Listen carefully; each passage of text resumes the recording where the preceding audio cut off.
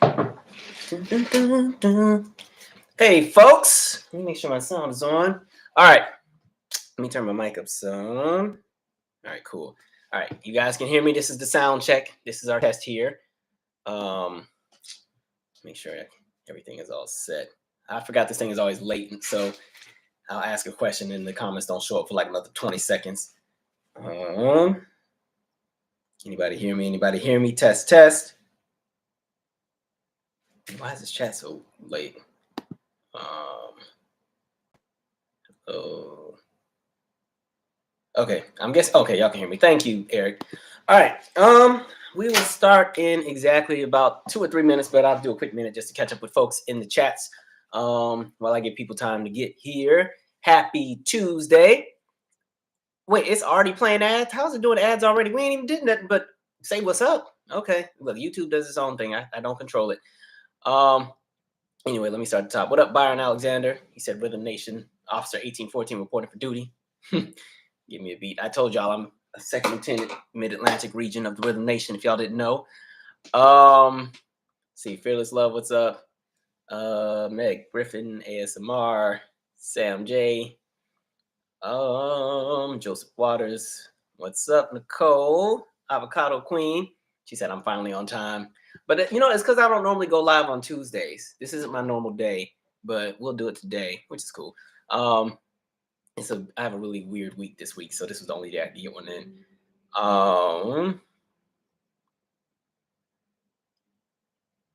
Let's see. SM, Missy Kiki TV, how is it being back to school? I'm not with the kids anymore. I transitioned out of that specific role in April, so I do something totally different now. But I'm still at the center weekly because I still work with the teenagers, making sure they're all set up in regards to college applications and all that stuff. And then because the new director is so new, I'm still there a lot, helping her understand the ins and outs of the center. And I'm over there fixing stuff. What, Friday, I was over there fixing the foosball table that they broke that I just built in March. a whole leg then fell off. I'm like, how y'all break the leg on the foosball table with this brand new table? I just built this. So, I'm still there a lot. Let's see. It said in Florida, prepping for Hurricane Ian. Yeah, y'all be careful with that. We'll talk about it in a sec. All right, I got about 2 more minutes. Haircut or the shrinkage is real? It's a little bit of both. It's still all the same hair, but it's chopped up a little bit. Had to take some of it off unwillingly. I'll tell y'all that story another time. Let's see. Greetings. One who cares. Still Rain said they'd rather talk about an affair in the Boston Celtics than talk about Brett Favre. We'll talk about both. All right. You know what? I left my tea. Okay, I'm going to grab my tea out the kitchen and then we're going to start. My bad. Totally forgot. That's the main thing I was supposed to get. Okay. Give me 1 sec. It's already made, so I don't have to be gone for like 2 seconds. Oh, dang, it's hot. Jesus. Burn my hand off. 1 sec. This steak is scalded. Somebody trying to take me out. All right. Okay, I'm back. Set this right here. This thing is like scorching hot. All right. Boom. Okay, are we ready? Let's get into some foolery and have some crankage conversations. So, first thing I did want to say, folks, for those who are in Florida and parts of Georgia, and even those who have been affected in the Caribbean, please stay safe in regards to Hurricane Ian. It's weird because this has been like a really, really quiet hurricane season.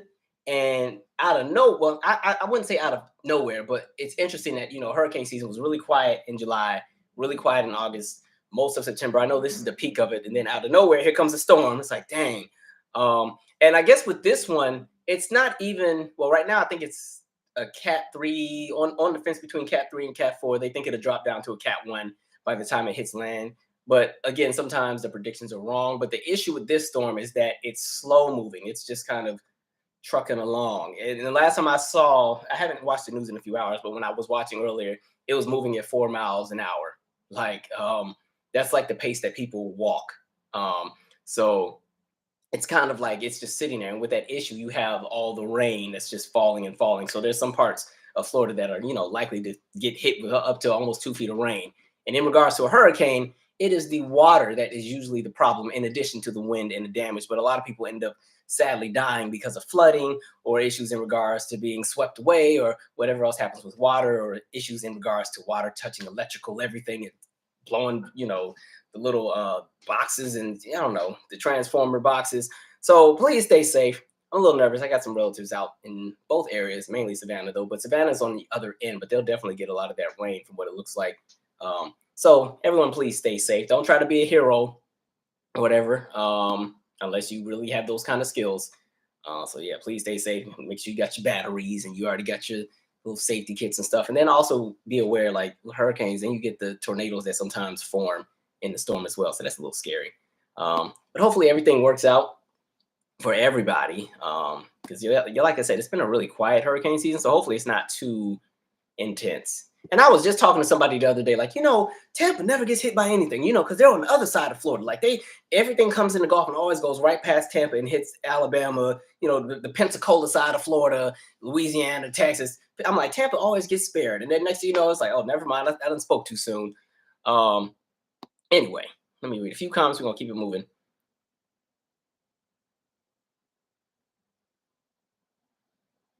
Finally caught one of the last. Sorry that you're no longer a teacher. Well, see, I wasn't a teacher though. I ran an after-school program, but I'm still there, like weekly. I'm just not. I'll say I'm there, but not in the capacity that I once was. It's almost like I didn't leave because I'm over there too much. I don't even get to enjoy my new job because I'm always over there fixing something. And so it's cool, and I love that the new, I guess my replacement is a lot younger. They're the same age I was when I started, which I was like, great, because you need somebody there that has the same energy that I had when I was there, because that's not an easy job to be in, especially because I did it for like a decade and some change. You need somebody who's gonna be like hungry for it and have the patience and the time and energy to, be somebody who wears a million hats. And so I think the director that's there is doing a great job. The kids like her. It's really dope. And then with me transitioning out, it was kind of good timing because most of the kids that I had technically, I guess, raised were all like in high school now or in college. So, you sending them all off, and there's this new wave of little ones that are like 5, 6, 7 that are coming up. And so it's perfect for them to get acquainted with the new director as I transitioned out. So it's not me leaving when they're 11 or 12 and then they're mad at the world. So it all balanced out. Yeah, there's a whole lot of different changes going on around here. Let's see. I'll read 2 more comments and I want to kind of get to these topics. Somebody said you place liquids by your computer. This is a laptop. It'll be okay.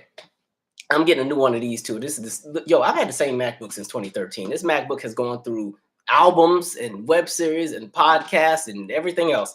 And so, yeah, this is a little setup here. This is all the, gadgets. And then over here is another table to the side. So no worries. The T is not, if it falls, it's not going to hit any equipment or anything. Oh, I am so glad you brought that up, 2008 B. Scott. So Alabama prison inmates are striking right now. Governor says the demands are unreasonable after basically deciding that she was going to misallocate COVID funds to build prisons a while ago. I'm not specifically covering that, but I do want to cover what we're seeing with a lot of people who are in power that are making some very questionable choices, especially when it comes to what's happening with state and local funds or federal funds. So folks, all right, just understand, I always say this is not the time to tap out because you don't like whoever's in power, or you don't like that you didn't get what you wanted, so you just done. This ain't the time, because a lot of the folks that are in here doing stuff, they are cementing the nonsense that they're dealing, like the nonsense that they're putting out there. They're cementing it and making it so that once it's locked in there, there's nothing you can do about it. So, boom. Yeah. 2008 B. Scott said, yeah, Savannah's usually spared. Yeah, Savannah's usually spared with hurricanes as well, too. They did get hit a few years back. It was like category 2, I think, but wasn't too bad. All right. Oh, one more thing. I have discovered that I don't make gumbo very well. Mine is all right.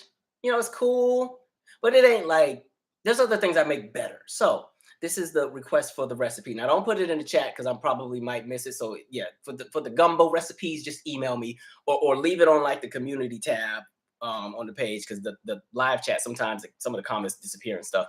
So yes, I'm looking for, and it got to be a good recipe, like a good one. I feel like I asked for one years ago. I can't remember, but I want like a good one. Like it needs to taste like we just watched Eve's Bayou or something. Like I need it to be that. It needs to taste like a combination of Eve's Bayou with, I don't know, what else? Somebody from NOLA, give me something, please. You know, nothing against the other folks from other regions, but NOLA seems to have the best one. But yeah, somebody give me some recipes, please. Thanks very much. All right. Anyway, let me start semi-light. I know you guys have seen the story with, well, it's not really funny, but the police officers in Colorado, where they had the suspect that they, you know, detained for whatever they detained for, and then parked the vehicle on the train tracks because they're just so intelligent.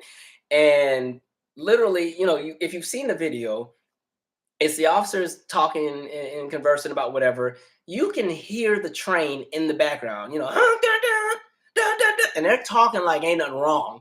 And then literally 10 seconds later, they're like, oh, is that a truck? And the guy's like, no, it's a train. So now they have this car sitting here with the person that they, you know, apprehended in the car, cuffed.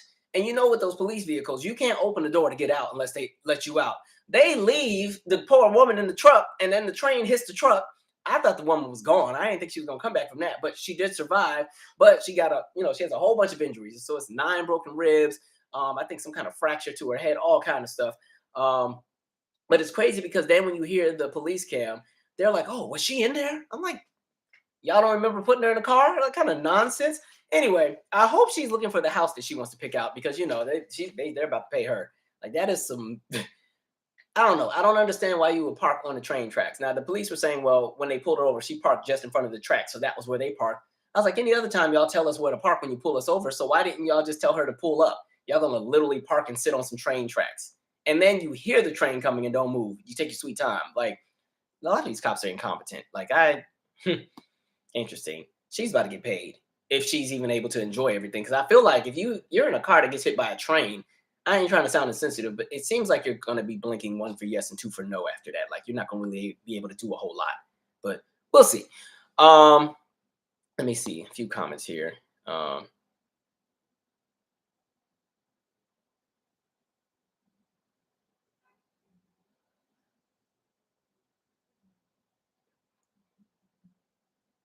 Veronica said, when MacBooks are good, they're good. Yeah, the one I have has been pretty good, but it's just time for a new one because a lot of the other stuff I'm working on, the MacBook is like, come on, like you're gonna have to.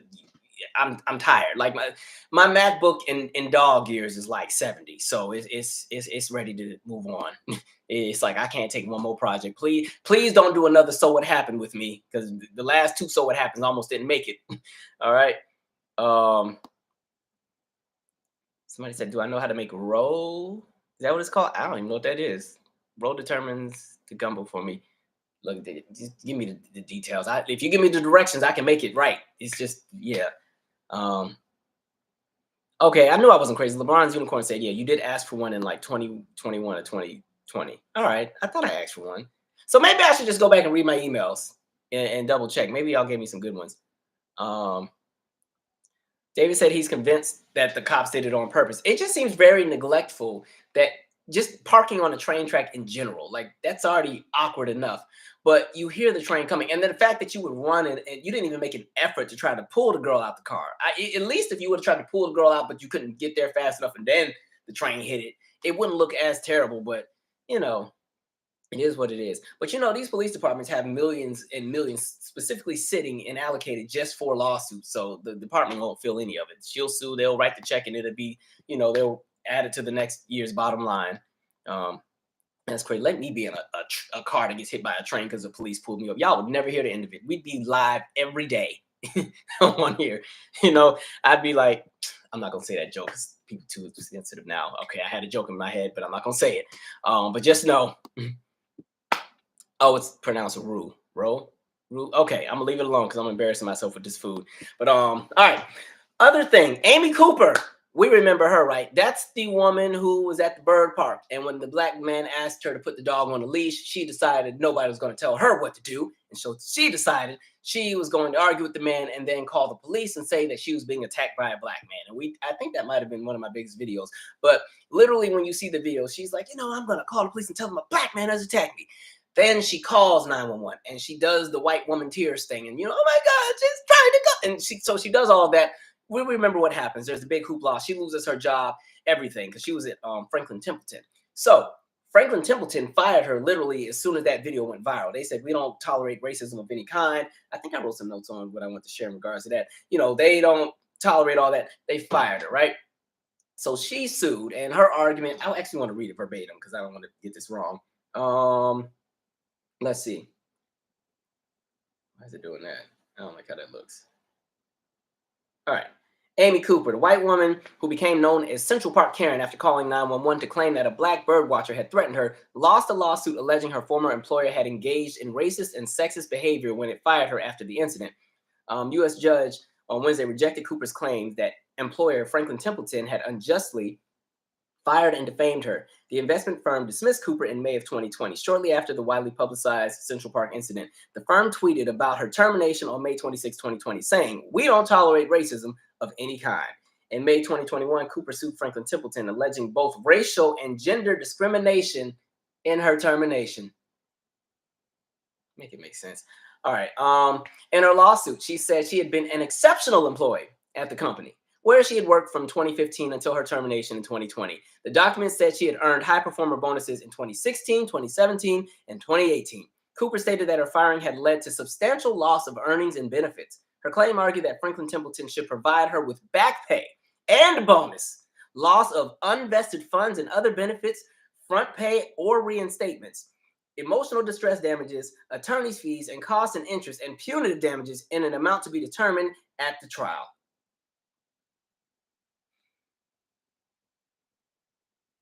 Anyway, Abrams and Franklin Templeton's statements about Cooper, such as his tweet, "We do not tolerate racism," didn't meet the threshold for defamation, partly because those comments didn't imply they knew anything more than what was already put out there. I'm going to stop right there. First of all, it's so funny how... Where do I want to go with this? Because this can go in like 8 different directions. It's funny how white women, y'all do this thing where, and it ain't all of y'all, but there's enough of y'all for me to make this argument, so don't come in here trying to fight me, because honestly, I don't care. But, it's so funny how a lot of times, many of you in the collective will go and stir the pot, poke the bear, or you're already in the wrong with something, you get called out about it, and then you want to play victim. So what's so interesting to me is the portion where she talks about she was an exceptional employee, she had got the so-and-so bonuses, and so, she lost the wages, and so she wants that back, and punitive this and punitive that. But in reality, when you asked her, or if you were to go in her headspace and question why did she decide she was going to call the police and make that claim, then you'd have to understand that she knew that systemically we're in a country where if a white woman calls the police on a black man claiming she's being attacked, the police will be there in a heartbeat, and most likely that black man is either going to be gravely injured or killed. No ifs, ands, or buts. Or if he's not gravely injured or killed, he'll end up in like a Central Park 5 situation where he's locked up for years and years and years. And we've seen even situations where you have individuals who have been accused of rape or murder, black men a lot of times, in the 80s, early 90s, 70s, 60s.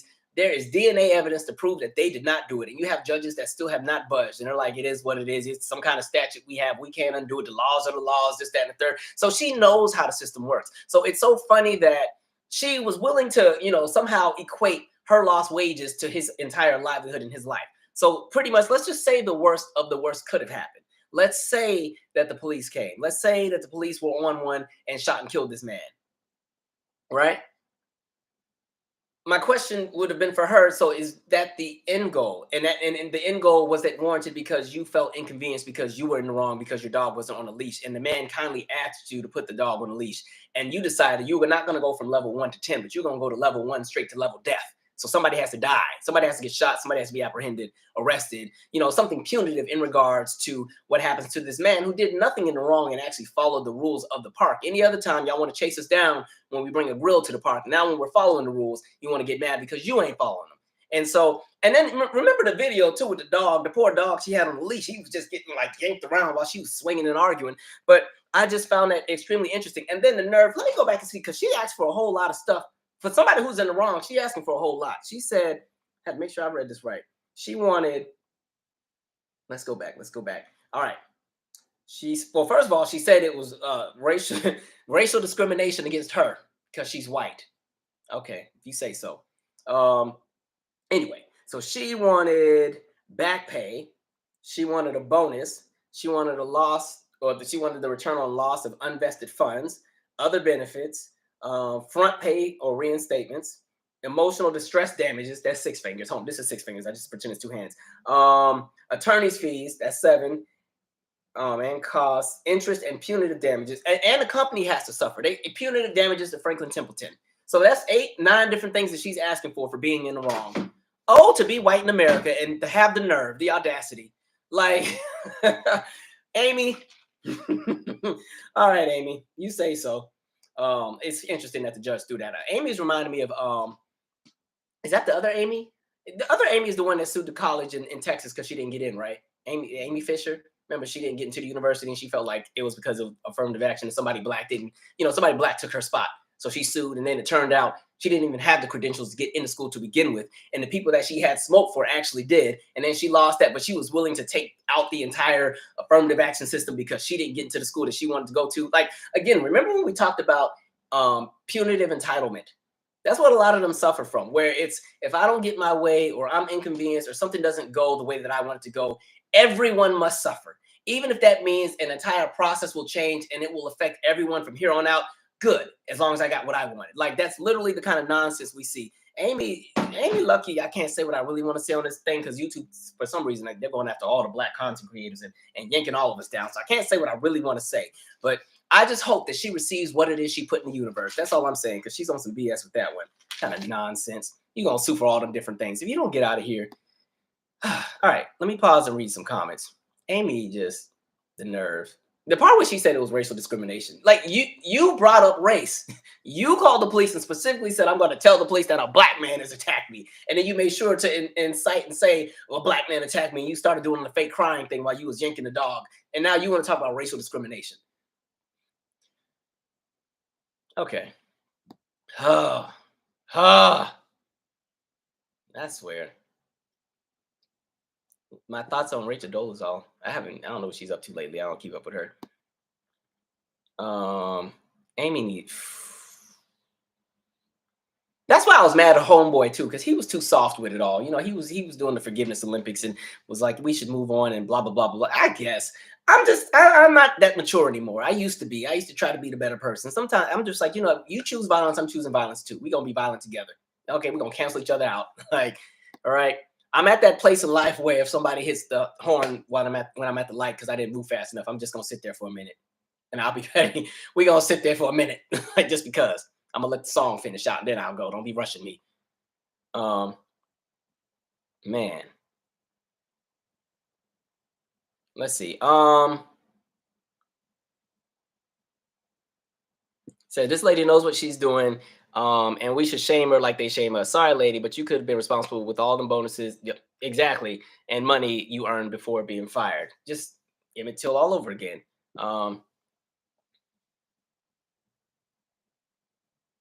That's a good quote, Darius. And the weirdest part is that they gaslight and pretend that they don't know what will happen when they call the police and why they do it. Like, that's the other thing. It's like you're literally playing with people's lives and livelihood.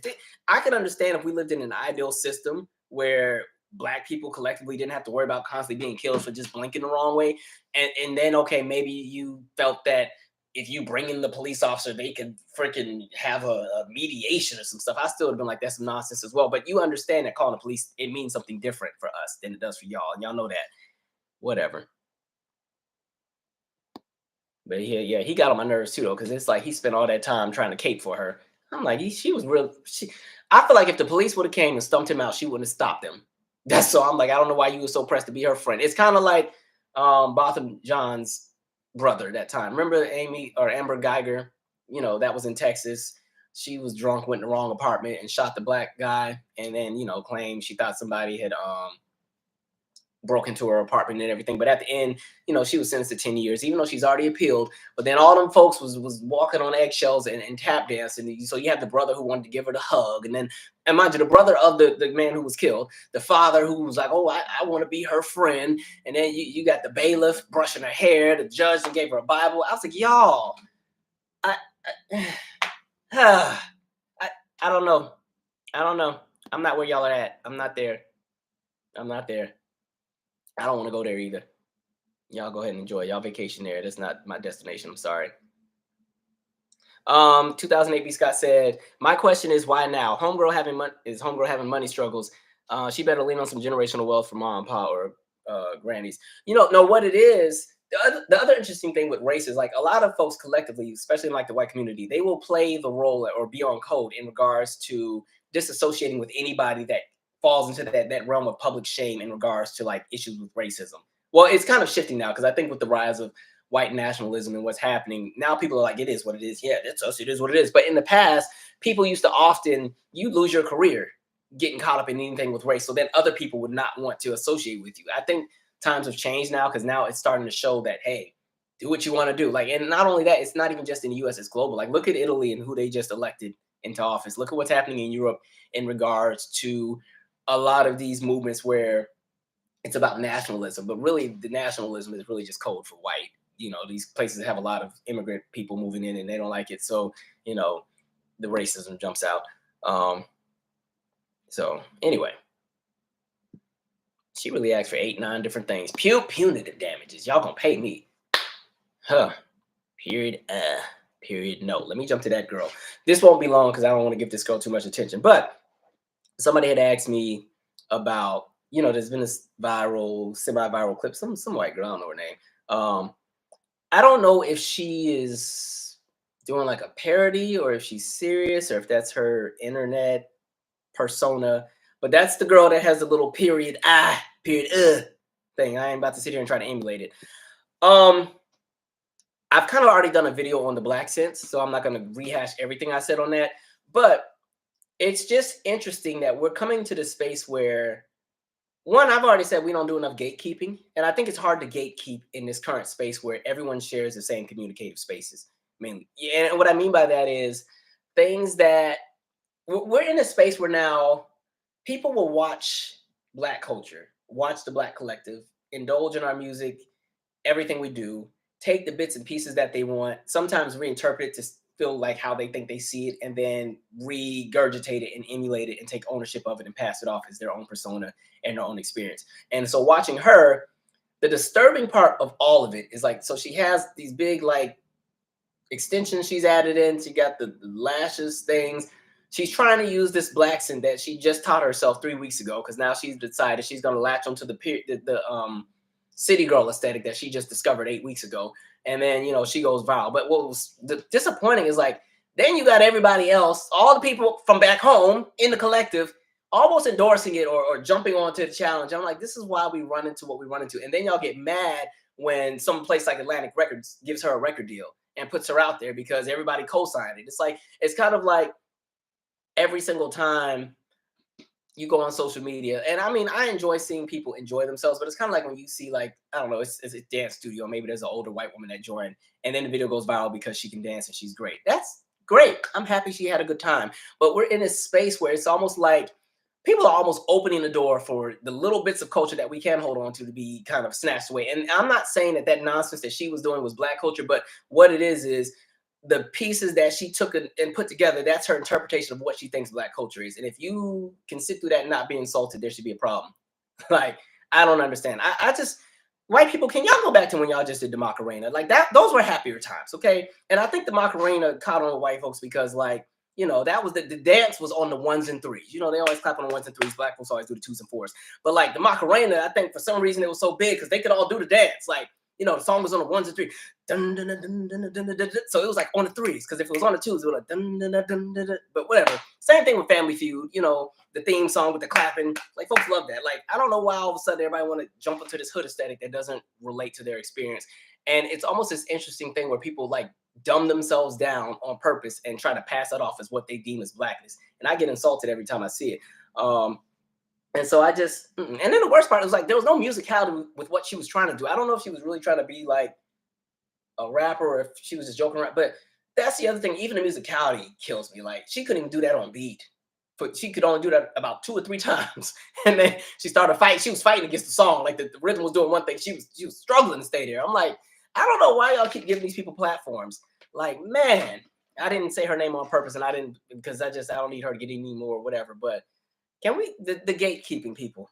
Listen, I'm all for everybody engaging and celebrating with us in our culture, but when it gets to the point where people constantly either mock it or take it over or profit from it, and then we're left out. Like think about like the girl from back in the day that had the on fleek. I don't remember her name, and how that became a whole viral, term that people started using, and she got nothing from it, right? So those are just things to kind of think about. But I don't know. Just take me back to the Macarena days, okay? Y'all get back in line and dance that way. Y'all coming all into everything. Huh.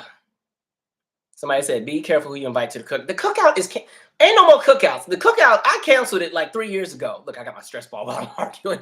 Like the cookout, I said the cookout is on pause. There's too much nonsense going on. I do understand the idea of having balance and enjoying life, but the cookout is on pause. We ain't having one, or it needs to be a secret one that ain't nobody know about. Okay, because every time somebody do something we like, y'all done gave out so many invites. Now we can't even get in. They got new security working there, and you got to get vetted to come into your own party, and they will have you escorted out. All right, it's full of everybody but us. Mm. Let's see.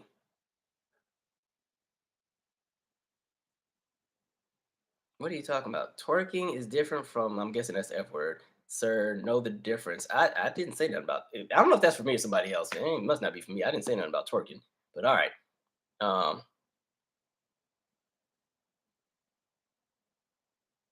Anyway. Um. Not the achy breaky line.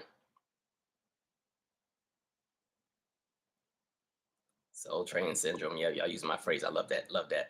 Okay. Um. Let's keep going. Um. This is going to be quick because y'all know in my world it's still F the NFL around here. Um, but I was reading that Rihanna has been selected for halftime. I guess I like her music, but I don't like her as a performer. And it's not to be shady or not. She just never was. I never thought she was a great live performer. But I think she has these massive hits. So I think with enough staging and some great rehearsals, it might be okay. Um, yeah, we'll see. But I was thinking, like, if I were to build a set list for her, because I mean, I think the thing that works in her favor, but also works against her, she has a lot of hits, like a ton. So I'm like, what do you even put in your set list? If I had to make a set list for her, I think I would have had her open with "Where Have You Been." It would have transitioned. Well, first of all the songs would have had the same kind of vibe, so they can flow into each other sonically. But I'm thinking maybe open with "Where Have You Been," go to "Don't Stop the Music," switch to "Rude Boy," go to "What's My Name," maybe "Umbrella," bring out Jay-Z, go to "Diamonds," then go to "Work," and then close with "We Found Love" or "Only Girl in the World." One of the two. It can't be both because they got the same BPM. And call it a day. Thank you. Good night. I guess that's all I really got for it. I wasn't too pressed about the Super Bowl, but we'll see how that goes. I know her fans be tired because they've been waiting for an album since what, 2016? No, that's a lot. They've been waiting forever. Like, Lord. So and hopefully she'll give the fans some new music and an album. And I don't know. I just feel like somebody like Rihanna's she's enjoying her billion from all the other stuff. I think once you get into a certain threshold of wealth, something like the entertainment industry and touring and making albums and being worried about the charts, you're just in a different headspace. You don't care the same way because you're making money from all her other businesses. You know what I mean? Hmm. All right. Let's see some comments here. I actually was very gentle to Rihanna on this because back if you used to follow this old channel, the way I used to light her up back in the day, oh, she used to catch it on this channel, and then she won me over later. That when she dropped Unapologetic, she had finally won me over. Um,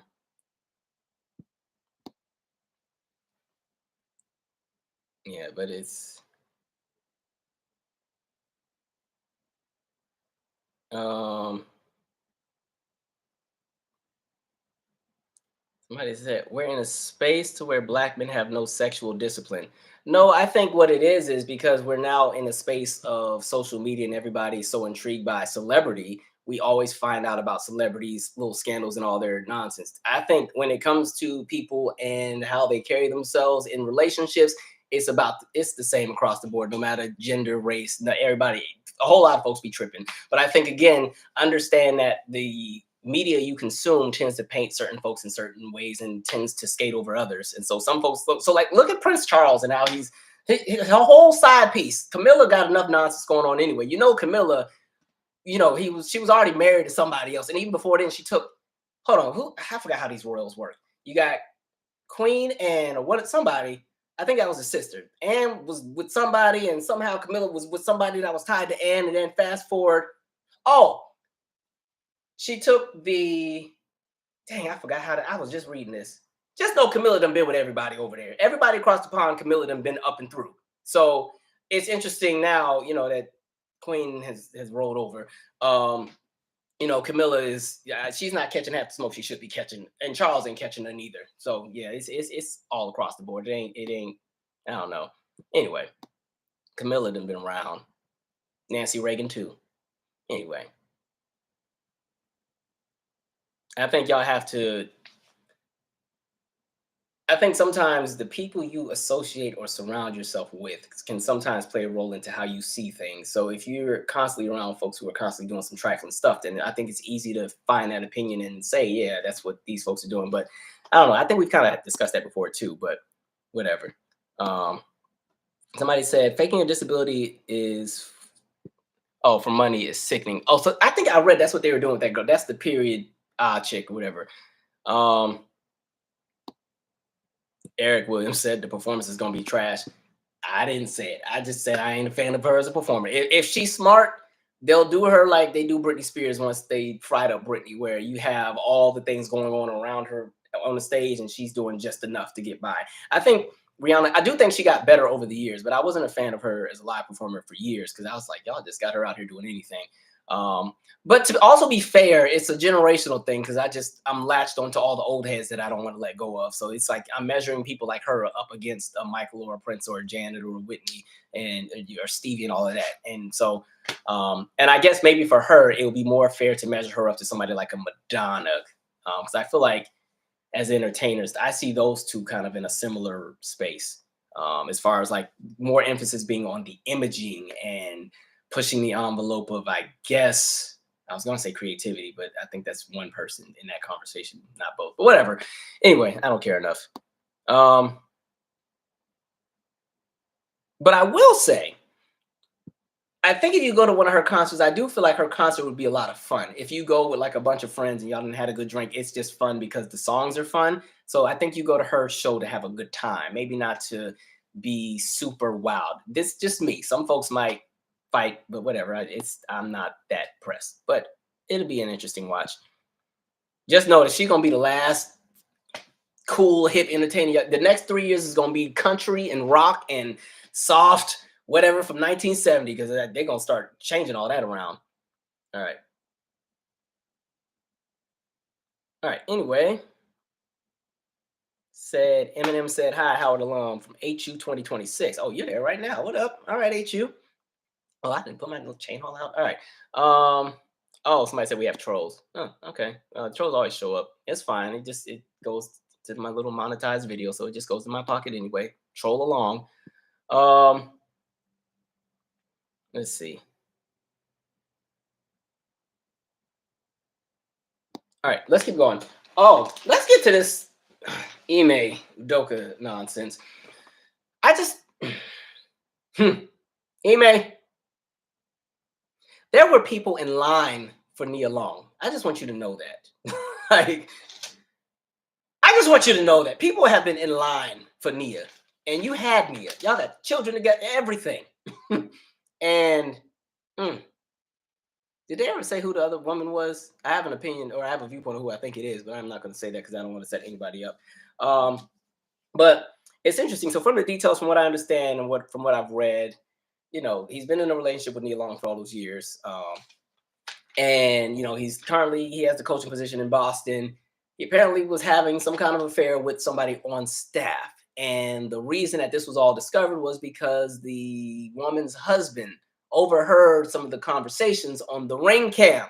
That ring cam be getting everybody caught up now, but heard the conversations on the ring cam. And then the layers come, and then you have Ime, who gets in trouble with the NBA because their argument wasn't even about the cheating, but it's you're cheating and having the extramarital affair with somebody who's on payroll. So now that's a conflict of interest. And so there's the issues with that.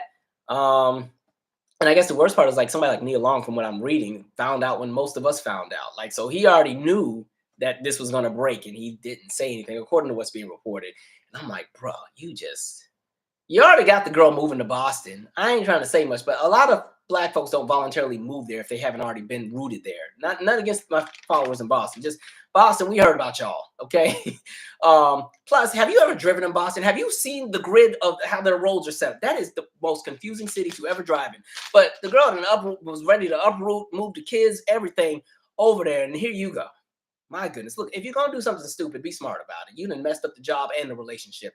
And even if they decide to make it work, just understand, she ain't ever forgetting that. You are never going to be able to live that down. And every single time you do something, that is going to come back out. It's kind of like if you've ever been chased by a dog in the neighborhood, like because the dog got out. Like, yeah, you made it out safely, and maybe they fenced the dog back in. But the next time you walk past that fence, you still kind of walk with an eye just to make sure it ain't, jumping over or crawling under. And then when you get way past, you be talking trash like, yeah, that's what I thought. And then they start barking. But come on, bro. It's weird. It's just you read so many get cheated on. That'd be breaking my heart. It was like, man, it's like when Halle Berry got cheated on. That hurt to read. Gabrielle Union, Janet, Beyonce, Chili, Christina Milian was terrible too because she had just got married and then the dream was tripping. I'm like, what y'all doing? Like I said, if you're gonna do something stupid, be smart about it. My goodness. We'll see what happens with that. I'm not really one to be super into like celebrity gossip and relationships. I don't be caring enough, but dang, people were in line. I just want you to know, like, people were in line. Same for you, Jermaine Dupri. You tried. You really tried it.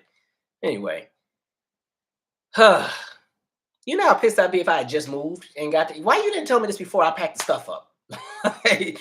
Man, and it's about to be winter. You know how cold Boston gets in the winter? Man, because I'm sure Nia Long was living in LA or Atlanta or somewhere warmer. We go to old cold Boston and you want to step out. Man, okay. All right. It's y'all world. I'm just living in it. Okay, Still Rain said no, they haven't said who she is. Okay. But I feel like she's of a different hue. I feel like she's of a different hue. Man, that's gonna open a firestorm if that comes out. I just want y'all to just be ready because that's gonna be a day. I'm not gonna be on YouTube that day. Don't ask me to show up. I ain't saying nothing. Oh, Lord. Okay. Oh,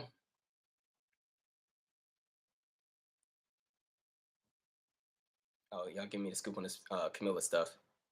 Did I talk about King Charles? I don't know if there's anything else to talk about. I'm not into the royals enough to be locked in. I think I talked about them a little bit in the Ariel video, but I think his time is almost up too. So y'all get ready for William in another 10 years. Man. All right. Course correction said, Ime is foul. How do you mess around at work? You don't value your work. That's just you. All right. Oh, wait a minute. Ayana said the fact that old girl was arranging Nia's travel plans off with their also. You know what? I'm tapped out from the conversation. That's all I'm saying. I'm tapped out. Tapped out. Can't do it. All right, I need to get to some important stuff. Let's talk about Brett Favre. All right. So before I get to the gist of why Brett Favre and a whole bunch of folks are about to get lit up, let me just go back to an article from a few years back when Brett Favre had so much to say about things because he wanted to pretend that he had the moral compass within his heart and that he had to really focus on things that were valuable and he had opinions on things he shouldn't have been speaking on. This is from, it doesn't show the year, but anyway, here's a quote. Favre said he doesn't want to see protests not related to football when he watches games. I know when I turn on the game, I want to watch the game. I want to watch the players play and teams win, lose, come from behind. I want to watch all the important parts of the game, not what's going on outside of the game. And I think the general fans feel the same way. I can't tell you how many people have said to me, I don't watch anymore. It's not about the game anymore. And I tend to agree. The Green Bay Packers legend added, it's really a shame that we've come to this. Something has to unify us. And I feel like the flag standing patriotically because blacks and whites and Hispanics have fought for this country and died for this country. It's too bad. It seems likely that the NFL and other sports leagues will continue to encourage their players to protest if they choose. Now, mind you, when this article was written, a day and a half before was when Dante Wright got shot, right? That was the individual that was shot and killed by Kim Potter, who I think was sentenced to, I forgot how many years. I want to say 10 or 20. it was so funny that he had so much to say in a time where so much is going on, right? A lot of times people don't want to be inconvenienced with reality. That's why so many people get mad when you bring up police brutality, because the reality is it highlights the fact that things are systemic around here. And it highlights the fact that some people benefit from that system. And it highlights the fact that a lot of the people who benefit from that system do nothing about it because they don't want to stop the livelihood that they've been able to benefit from at the expense of everybody else. And they're perfectly fine with it. And so their best way of being able to sleep at night is by being in control of the narrative, being in control of how people protest, being in control of what is said about the entire system as a whole, because that system also represents them indirectly as a collective. And so they always tend to open their mouth and say all of these things because they want everybody to shut up about that whole race thing. So then we get to Mississippi, right? Let me just start reading the some of the article, and then we're going to get to the facts. So here we go. And this was actually kind of disappointing to read. In 2017, a Mississippi nonprofit called Operation Shoestring received a federal grant worth more than $200,000. But when the organization sought to renew the funding a year later, the money was no longer available. It had been reallocated in ways we're reading about now, Robert said, the executive director of Operation Shoestring, which has been providing aid to families in need for more than half a century, he said in an interview. Mississippi's widening welfare scandal involves tens of millions of dollars and has embroiled the state's former governor, Hall of Fame quarterback Brett Favre, and professional wrestlers, among others. Organizations such as Operation Shoestring and the at-risk populations that rely on those funds continue to feel the sting. As Langford tried to renew the funding in 2018, the state officials tasked with distributing the money were found to be funneling millions away from those it was intended for. The scandal's impact will be felt for years, advocates say. It makes my blood boil, Langford said. We're talking about funds that were supposed to be used to help more people out of poverty in the poor state instead of becoming literal currency for favors, both political and financial for people. It's amazing. The details of the scandal continue to emerge in court filings and reportings by nonprofit news organizations Mississippi Today. Last week, John Davis, the former executive director of the Mississippi Department of Human Services, pleaded guilty to 2 federal charges and 18 state counts of embezzling federal welfare funds. The U.S. Department of Justice said Davis misused the money and helped create sham contracts, knowing that no significant services would be provided. His plea has spurred speculation that Favre and others could be further implicated.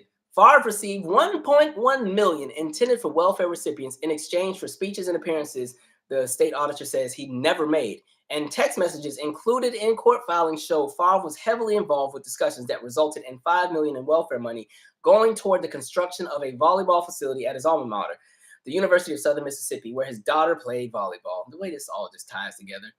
All right, they be on code. Less than 1% of the families in Mississippi receive TANF that are eligible, and that is because for years families have found it to be an inhumane process that is just not worth it, said Aisha, the chief executive of Springboard to Opportunities, a nonprofit that works with Mississippi families in need. They make it so incredibly difficult for families that need resources to get it, but then others who don't need it can just send a text message and money magically appears in their bank account. A Mississippi state audit in 2020 found more than $94 million in federal welfare funds that had been subject to suspect spending. An independent audit a year later confirmed most of the findings, and hampered by lack of cooperation, said it was unable to discern whether nearly $77 million in spending was permissible. All right, one more, and then we'll stop because I'll sit here and read this whole article. Recent court filings have suggested Favre continually pressed state officials. Pay attention on this. Let me read it again. Recent court filings have suggested Favre Recent court filings have suggested Favre continually pressed state officials for money to pay for the volleyball facility. We obviously, and this is the quote, this is what he's actually saying, we obviously need your help big time, and time is working against us, Favre texted Governor Phil Bryant on September 4th, 2019. And we feel that your name is the perfect choice for this facility, and we are not taking no for an answer. We are going to get there, the then governor responded. This was a great meeting, but we have to follow the law. I'm too old for federal prison. That's the conviction right there. All right. So when we piece this all together, right? You have money that is allocated for a specific need in regards to what helps the people as a collective. The money is being misused and allocated into everything else. And Brett Favre is one of the people who was a recipient of that. 1.1 million for speeches that he never really gave out. And really, you shouldn't be getting 1.1 million out of federal or state funding or anything in regards to speeches when that money is supposed to go to welfare recipients. Secondly, $5 million allocated for the school where the daughter plays volleyball at, right? So that's one piece. Right. And then we talk about the fact there's $94 million that they can't really quite understand where it went to and how it operated. I'm going to speak from the lens of somebody who has worked in the nonprofit world for 13 years, if I count the first 2 when I didn't have my center. All right. The process of being in a nonprofit and getting any kind of funds is like pulling teeth from a freaking elephant. It is a challenge.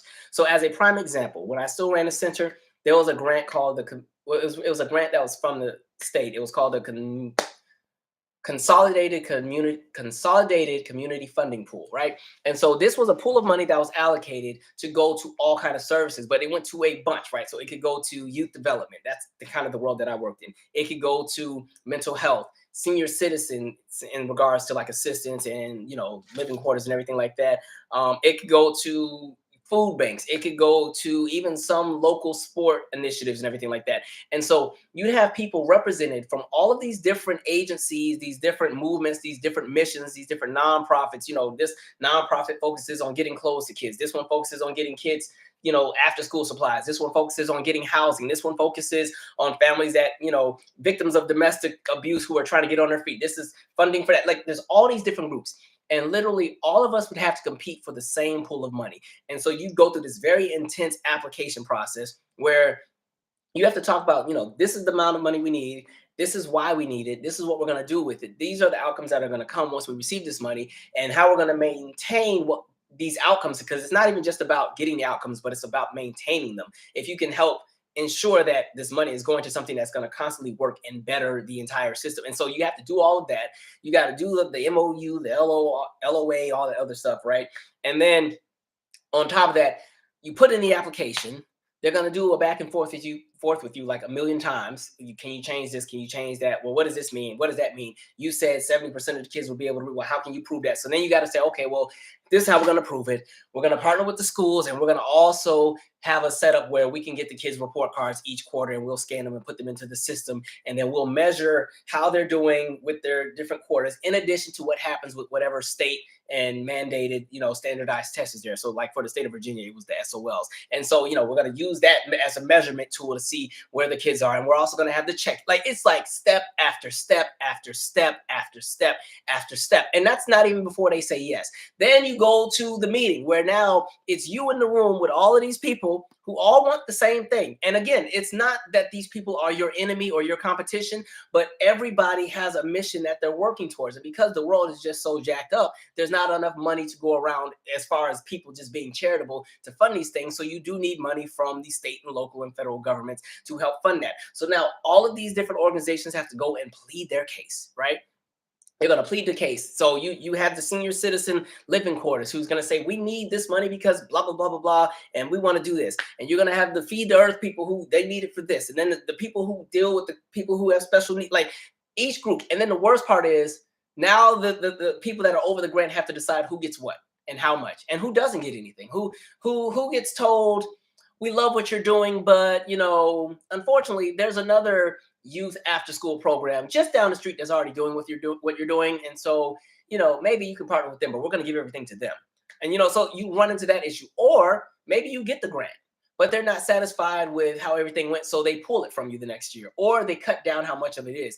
And one of the issues that kind of brings out is also with a lot of nonprofits, people's salary tends to be, pertinent on or depending upon what money is coming in. So some people literally only have a job because they have some of those grants. So when those grants go, the job goes, but then the center is still expected, or the organization or whatever nonprofit is still expected to perform in the same manner that they did when they had the resources. Now the resources have been pulled and they're expected to still do the same, still provide the same service, still, have the same element of quality and standards. It's kind of like what we talked about when you had smoke, when No Child Left Behind became a thing, where it was like, okay, we're going to start making all these schools do standardized tests. And if they don't meet the needs, we're going to pull funding. And then when the funding is pulled, the school is supposed to magically still be able to do what they were doing previously when they had resources, but now they have less and they're expected to meet the same standard when they already weren't meeting it.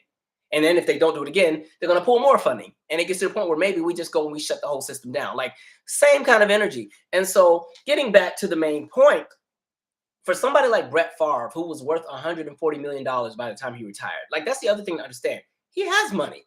If he wants to spend $1 million to do whatever, he can do it.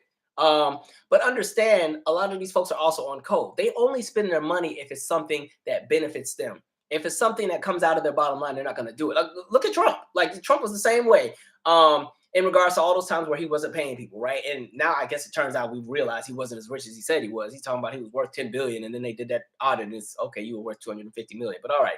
But yeah, just understand, like, this man has money and would still go and do all that nonsense. And then it's just like you're starting to see so much corruption, because it's not even just about Brett Favre. He's just one piece of the pie. Like, you have to go to the state of Mississippi and look at everybody who's in charge. And it's not even just Mississippi. It's a lot of these states. We're in a space where there are so many people who are in positions of power who could care less about the people that they're working for. Because a lot of people, like, if I could make a pie chart and break down who I think is in what position for what, I'm going to say at least a third of the people in politics are only there because it's a paycheck.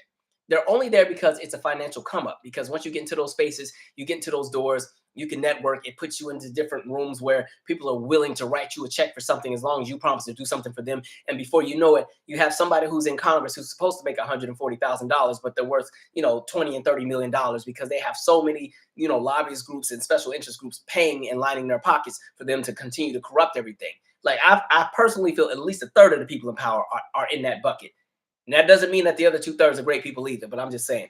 And so you're just seeing the nonsense. And I think, just again, like, speaking from my experience, like, with that, you have to be so detailed and so together, because the minute they see something they don't like, they come and shut everything down. Like, those I's have to be dotted, those T's have to be crossed. I think I told this story a long time ago, but when I was still at the center, we had a food vendor, give the kids little snacks, get some little chips and some juice and keep it moving. And so everything was smooth, right? We've been there. It's been a smooth partnership. They had a new girl come in. Her name was Amy too. Amy is the name of the day for this channel. So some girl named Amy. Amy, fresh out of college, excited about the job, couldn't wait to show up at the center with her clipboard and try to start regulating stuff, right? And so Amy came in there and decided she wanted to change all the rules with how we do the process of reporting what we would, how many snacks were fed to the kids, how many meals were fed, what was the, she wanted to change up everything. So she started making all these new punitive rules and stipulations, and she had this 3-strike system she created. And mind you, Amy was like 22, 23, right? Just excited about the job, just couldn't wait to come in there and shake stuff up. And so long story short, it's December 2014. That's when I get the call that my dad is not well and I need to go home because he has like 6 weeks to live. And so I have to leave. And mind you, I was the person who was the contact for this specific grant in regards to like this food program. And the rest of my staff, even though they all know how to do everything on paper, only one name was allowed to be on the list as the main contact, which was me, because I was the director. And so I had already informed Amy and crew that, hey, I have to leave for a while because my life is about to change. And yeah, life happens. And so these are the things that are, going to happen. This is my team. These are the people that are going to be doing whatever. Amy decides literally the day that I get back to Seattle to go tend to my family issues, she wants to do a surprise pop-up that day. And of course, the organization that I was with did not have my replacement to kind of sub for me yet. So I think that specific day, I had one staff member that was there by herself because like 2 other people had called out. So it was just a terrible day. Amy shows up and does the site visit. Of course, ain't nothing together because it's one person trying to manage all of these kids and everything else. Amy gets mad because the one staff that's there is like, I honestly cannot give you this time because I got kids running around, all this other stuff's happening. Amy then gave my center a strike, right? And here's a strike. Y'all didn't have this, strike 1, right? And then I get the email forwarded to me. And then she was like, and secondly, because of the, somehow we got a strike 2, right? And the strike 2 was about some other argument I had with her like a few weeks earlier via email. She just decided, now that since you ain't here, let me go ahead and give you a strike 2. Long story short, we weren't with that program. I ended up pulling out of it. But Amy, and did I tell you all the time, Amy and I got in like this argument on the phone one time. Like she had sent some email I didn't like. This is after the fact. Like my father, fortunately, did not pass during that time. He lived for like another 6 months. But somehow Amy sent me some email I didn't like. And if you want to trigger me, send me an email with like red writing and exclamation points and in all caps. because I'm like, I don't know who this energy is directed towards, but is this towards me? So I told Amy, long story short, like, I don't do exclamation points and read anything unless you got good news to tell me. So she was like, oh, maybe we should talk on the phone if you can't understand what I'm saying. Okay. So talk to Amy on the phone, and I nicely just told her, she and I are cut from a different cloth. And the way that I do things, makes sense. What she's trying to do is somebody who's coming here with a big ego and just wants to like do whatever because she says. Long story short, we get in this argument, and then she's gonna start crying on the phone, right? So she starts crying on the phone, and then they put everything on hold. Her freaking boss has to come on there, and now they're trying to schedule a mediation between me and Amy. And I'm like, why do I have to meet? There's nothing to mediate. Like, just whatever. Long story short, I put out of the program, but getting to the point because I went so way off topic. Just that's the nonsense people in nonprofits deal with. You know what I mean? Because everybody's miserable. Like, everybody is for the mission, but the logistics are a headache. And I think the worst part about that Amy situation was after I done chewed this girl out and she over here crying, she gonna say some bit about, my goal is just to ensure that no child starves. I'm like, heifer, you give my center a strike every week. Now the kids can't get the crackers and juice. I gotta go to Walmart and buy some stuff out of pocket. Get out of my face. Anyway, back to my main point though. But so you're seeing this really punitive space. And again, it's not even just with Mississippi. Like, you're seeing politicians, governors, mayors, people in power waste taxpayer dollars on nonsense. It's kind of like DeSantis using 12 million of Florida state tax dollars to go and fly people over to Martha's Vineyard or wherever he sent the people on the plane. And mind you, the people weren't even in Florida. He's dealing with some Texas nonsense. So Florida already has enough of its problems. You want to use taxpayer dollars to worry about what's happening in Texas. Like, this is the stuff I'm talking about. And so I enjoyed the fact that social media decided to start calling Brett Favre the welfare queen, because we remember where that term came from. Actually, can we take a minute to drag Ronald Reagan while I'm at it? I'm gonna just get everybody catching it tonight. So we remember the term welfare queen kind of came out of the Reagan era. And I always said Reagan had some nerve, because when we go down the line of everything that MF did wrong, right? So if you start, like, remember, one of the biggest things I'll say one of the cruelest things he ever did was, he cut the lunch programs, right? Like $2 billion taken out of the school lunch programs, right? And so that kind of affected a lot of kids. Because again, even in the articles that I was reading in regards to what was happening in Mississippi, they kept saying, okay, 28% of the kids in the state of Mississippi are living below the poverty line, to the point where they're literally starving. And I'm like, well, honestly, when you talk nationwide, 1 in 5 children in this country are hunger starved. Honestly, so it's not even just a Mississippi problem. But anyway, so you have Reagan, who cuts this huge budget out of the school lunch programs, right? He also cuts a bunch of social programs, cuts literally everything, right? And like, when you just start looking at his actual track record, it's like, what the heck was going on? First of all, he had 138 people under indictment while he was in power. And I mean people that were under him, right? So you had Secretary of Interior James Watt, indicted or indicted on 21 felonies. Attorney General Edwin Messer, whatever his name is, resigned after investigations of corruption. Secretary of Defense, charged with Iran-Contra crimes, pardoned before going to trial. Assistant Secretary Elliot Abrams, plea bargain from, again, Iran-Contra crimes, and pardoned by President Bush. I think it was Bush 1 that did it. 2 national security advisors, Robert McFarlane and John Poindexter, pleaded guilty to Iran-Contra. And mind you, the Contra crime stuff, that's the weapons and stuff that we were out there selling, right? 3 high-ranking CIA officials convicted and pardoned, again, Iran-Contra crimes. At least 9 Reagan appointees were convicted of perjury, lying to Congress. I'm going to pause on that. But in addition to that, let's get to the actual real issues. So then you also have economic policy did a number on America. I'm bringing this back to the welfare queen part, so just stay with me, right?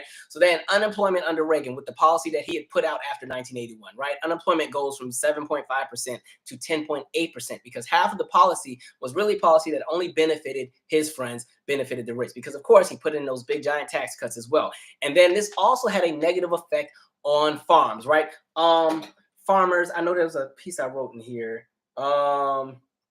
Farmers. Yes, thousands of family farms were forced to declare bankruptcy. By some accounts, nearly 1/3 of all farms were at risk of being foreclosed on during the 1980s. Reagan vetoed a farm credit bill that would have given farmers some relief. His popularity among farmers dropped so low that at one point, when discussing the exportation of grain to other countries, Reagan joked that he would like to keep the grain and export the farmers, right? And so understand, if you remember, we did the conversation about what happened with Black farmers and how over 90% of their land is now gone. It also ties into that because that 1/3 of farmers, the majority of them were black. And we had the conversation of how black farmers were left out of the USDA benefits. Just to kind of sum things up really quickly, you talk about what happens after the 1800s as black families were coming into land, as they would sadly pass on from old age and leave things to the family. A lot of it was heirs land because it wasn't on paper, which meant it wasn't fully recognized by the state and local government. And so it's something like heirs land. If I buy a plot of land, right, let's say this is the Calvin land, right, and I'm just looking at subscribers. Abby Wise got a corner right here. Tyler Hackner got a corner right here. This was my land. These are all my kids I left the stuff to, right? Simone T got a piece here. Kira has a piece here. Eric got a piece. So everybody got a piece, right? If it's heirs land, and I'll use the state of South Carolina as an example. So with South Carolina law at that point in time, if it was heirs land, hopefully y'all can't see my terrible handwriting. If it was heirs land, if one person sold their little piece of a plot, then technically they sold all of the land, right? So you had a lot of farmers who were manipulated, or it was a situation where there's all this land. You got that one relative that sells their piece of land thinking the rest is, still going to be in the family, and now it's owned by whatever person bought into it or invested in it. But in addition to that, heirs land is not protected or supported by the USDA. And so that meant, and because again, a lot of this heirs land was farmland. And so a lot of these black farmers, once the USDA came into its money and started giving all these benefits and handouts or everything like that to these white farmers, these black USDA farms were not eligible for any of that because they were heirs land, and the land was not recognized by the state as being actual property. And with heirs land, the land can only exist as is. Heirs land is also not eligible for FEMA anything. So if there's anybody in Florida, Georgia, South Carolina right now who unfortunately gets their stuff super damaged from Hurricane Ian and they're on heirs land, they don't qualify to get FEMA relief. That's how crazy this whole system is. And so with the farmers that had the issues with the USDA not giving them any kind of subsidies or any kind of loans, that put a space where white farmers had an advantage because their land wasn't heirs land. There was the deed. Things were actually signed off on. And so these white farmers were able to get all of the latest gadgets as farming became more technologically advanced over time. They had the funds to go and plow bigger fields and have bigger machines, and also understand that most corporations that feed America only work with USDA approved farms, which means that farmers that did not have those USDA benefits and did not qualify to be under USDA, they would not be eligible to even do business with a lot of the corporations that feed all of America and other parts of the world, which leaves them out of the competition. And so now you're in a space where you have all this land that you still got to pay taxes on, and you still have to somehow, stay afloat, but there's no way to bring in any additional money because, like I said, with that heirs land, it can only exist as is. So you can't open a mom and pop store on that land. You can't open a seamstress business or anything like that. Whatever the land was, when you got it, that's what you have to do on it. And so you have all of that take place, in addition to the fact that then we get to the 1940s and 50s. Here comes the interstate freeway system, public domain. So we're going to start tearing and bulldozing things down. And because, again, it's heirs land, really nothing's on paper, we can just take it. You start seeing people just lose land. So in addition to them bulldozing and going through the inner city, they were going and taking a lot of land from black farmers. And so again, we fast forward to 1980s, going back to Ronald Reagan. We had the situation where the farmers are struggling. Black farmers already got the nonsense they got to deal with. But in addition to that, now that there's a bailout that is needed because Reagan has literally just undone all of the economy and just did whatever he wanted because he put Donald Reagan over the freaking Federal Reserve or Department of Treasury. Literally these black farmers are going through it. Most of them, the last pockets of people that had land lost it. And there was no remorse. That was just the farmers. Then you also get into the savings and loan industry, right? So you have taxpayers who end up having to pay $150 billion to pretty much save the, the savings and loans departments in the businesses, because that pretty much went under with the policy that they put there. He pulled money out of Social Security to fund all of the non-Star Wars. Remember the Star Wars Space Odyssey program? Like, he pulled out of Social Security to undo the damage because, again, he tripled the national deficit in those 8 years, right?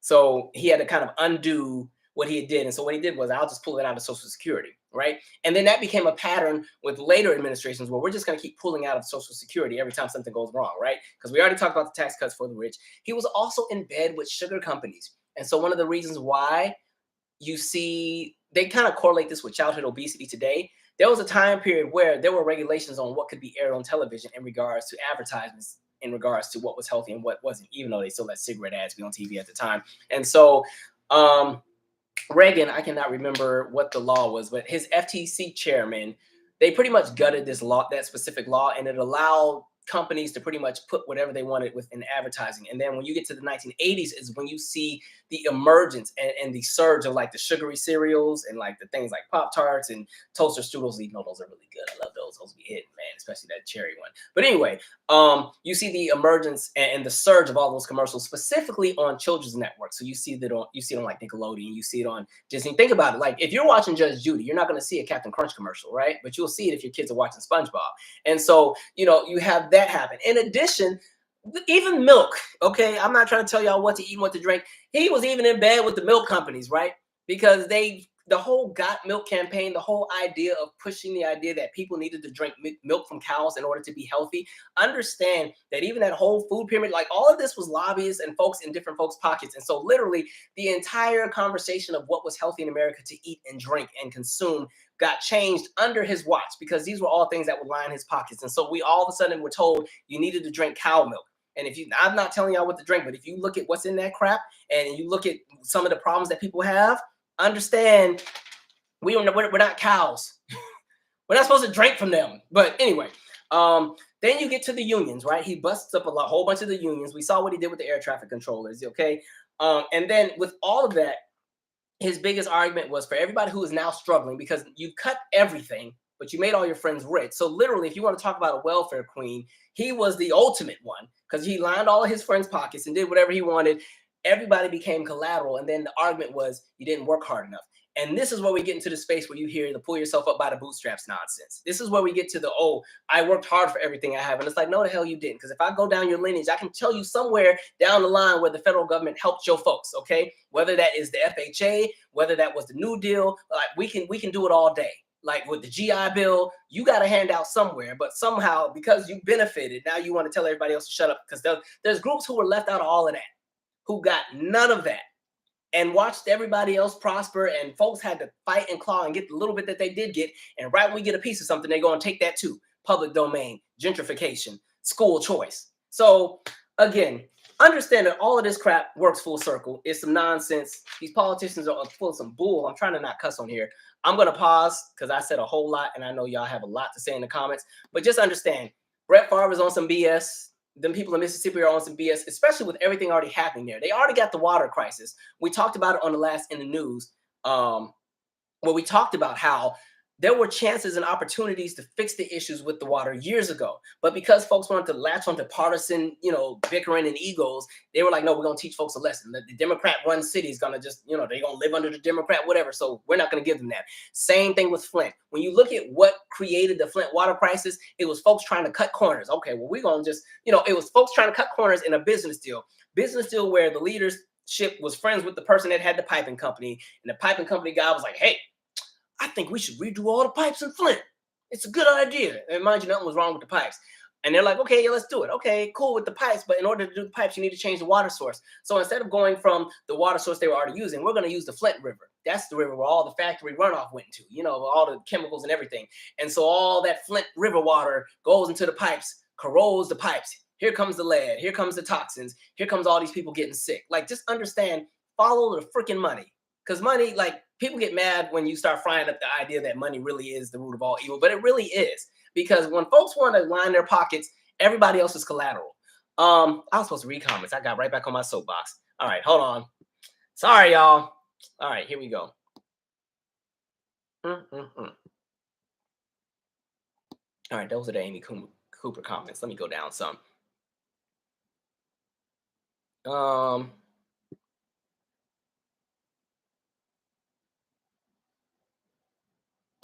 Oh, yeah. Don't forget the Clintons outsource all the jobs listen, every administration got some smoke. Everybody can catch it from me. Nobody is exempt. That's why I don't know why anytime I light up Trump or somebody, people bring up Joe Biden like I'm a Biden disciple. He can catch it as well. And he has many times on this channel. Anyway, Delson Prod said, yes, farmers have it the hardest. And then even with the farmer situation, and then when you get the Biden administration who says, okay, we're actually going to try to make a lot of you guys whole, even though the verbiage in the policy doesn't say specifically black farmers. It said, I think, disenfranchised farmers or something like that. So it kind of includes other groups of people. Who goes and decides that they want to sue because they want in on that additional $5 billion that was just granted to them, even though the Trump administration had already given them a bailout? White farmers. White farmers were mad because they're like, wait a minute, we want in on this $5 billion that the Biden administration is giving to farmers. How come we're not getting none? And it's like, because the Trump administration already gave y'all some, and those black farmers were left out of that because, again, the conversation of not being a USDA farm. Like, again, folks be on code when it comes to the money. Anyway,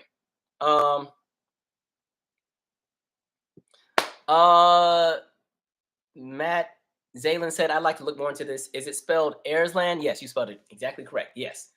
WBGD said, Nancy Reagan coined just say no to drugs, the definition of doing nothing. Mind you, they was already putting the drugs in the community anyway. And then we get to the drug laws and the war on drugs, which was an extension of the war on crime that Nixon created. And then Reagan said, we're going to speed it up, and here comes the war on drugs. And we talked about this too. There's a video I did where we talk about the documentary Crack, where the image of just crack users was always put on Black Americans, when in reality, the majority of crack users were white.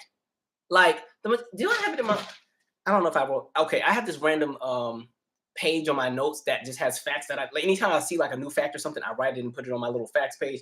I don't know if it's in here. Let's see if it's on here, because then I can quote the right thing. Look at me. All right, let me see. Some of the facts here. Not a single white crack user was convicted of a federal drug crime in Los Angeles between the 1980s and the mid 1990s. That's not the fact I'm looking for, though. I'll find it later, because this is really like, this is like 60 pages of facts. But I understand the majority of crack users were white. However, the imaging was painted and pushed on Black folks. And that's why, think about when you watch, especially if you can remember watching the news in the late 80s, early to mid 90s, when they talk about, oh, drugs are going up in the neighborhood. And they'd always show that random footage of just, it wouldn't show people doing drugs. It would randomly just show Black folks standing by a fence. And it would always be a shot from like the waist down, where it shows like, you know, their pants and the shoes sagging. And that would be it.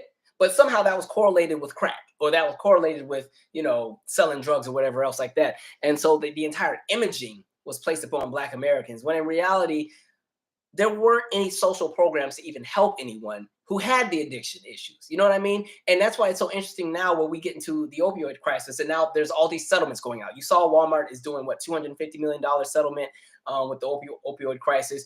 The federal government now has all these programs and mandates to help people. And it's like, you still have people in jail now from stuff from 30 years ago because they had crack, they in possession, right? And it's like, if you're going to make all the opioid folks whole, which I totally support, then you need to go across the board and make whole the other people who've had generations of nonsense. Just understand that the latter half of Gen X and the first half, as far as the older millennials, are two generations that literally had their entire childhood affected by the crack era.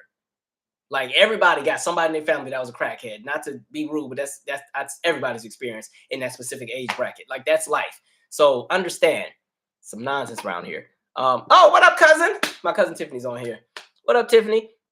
That's the real singer in the family. I know I be making music, but she the one that do the singing.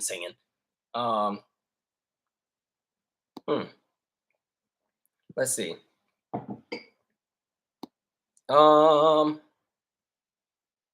Where we at?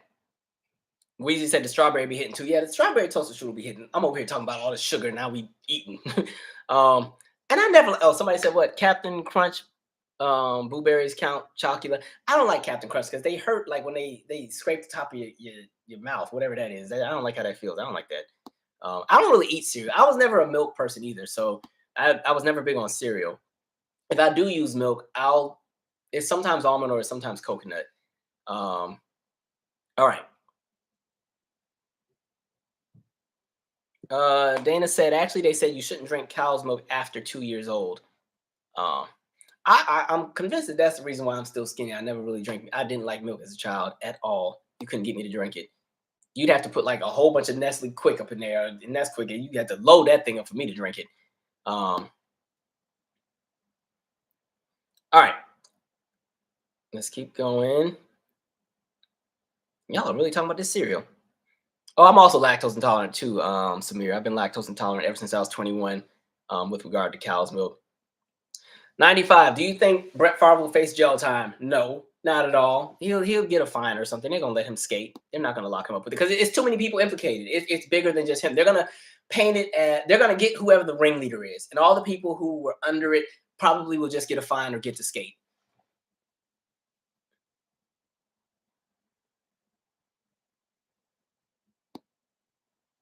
Why is my thing?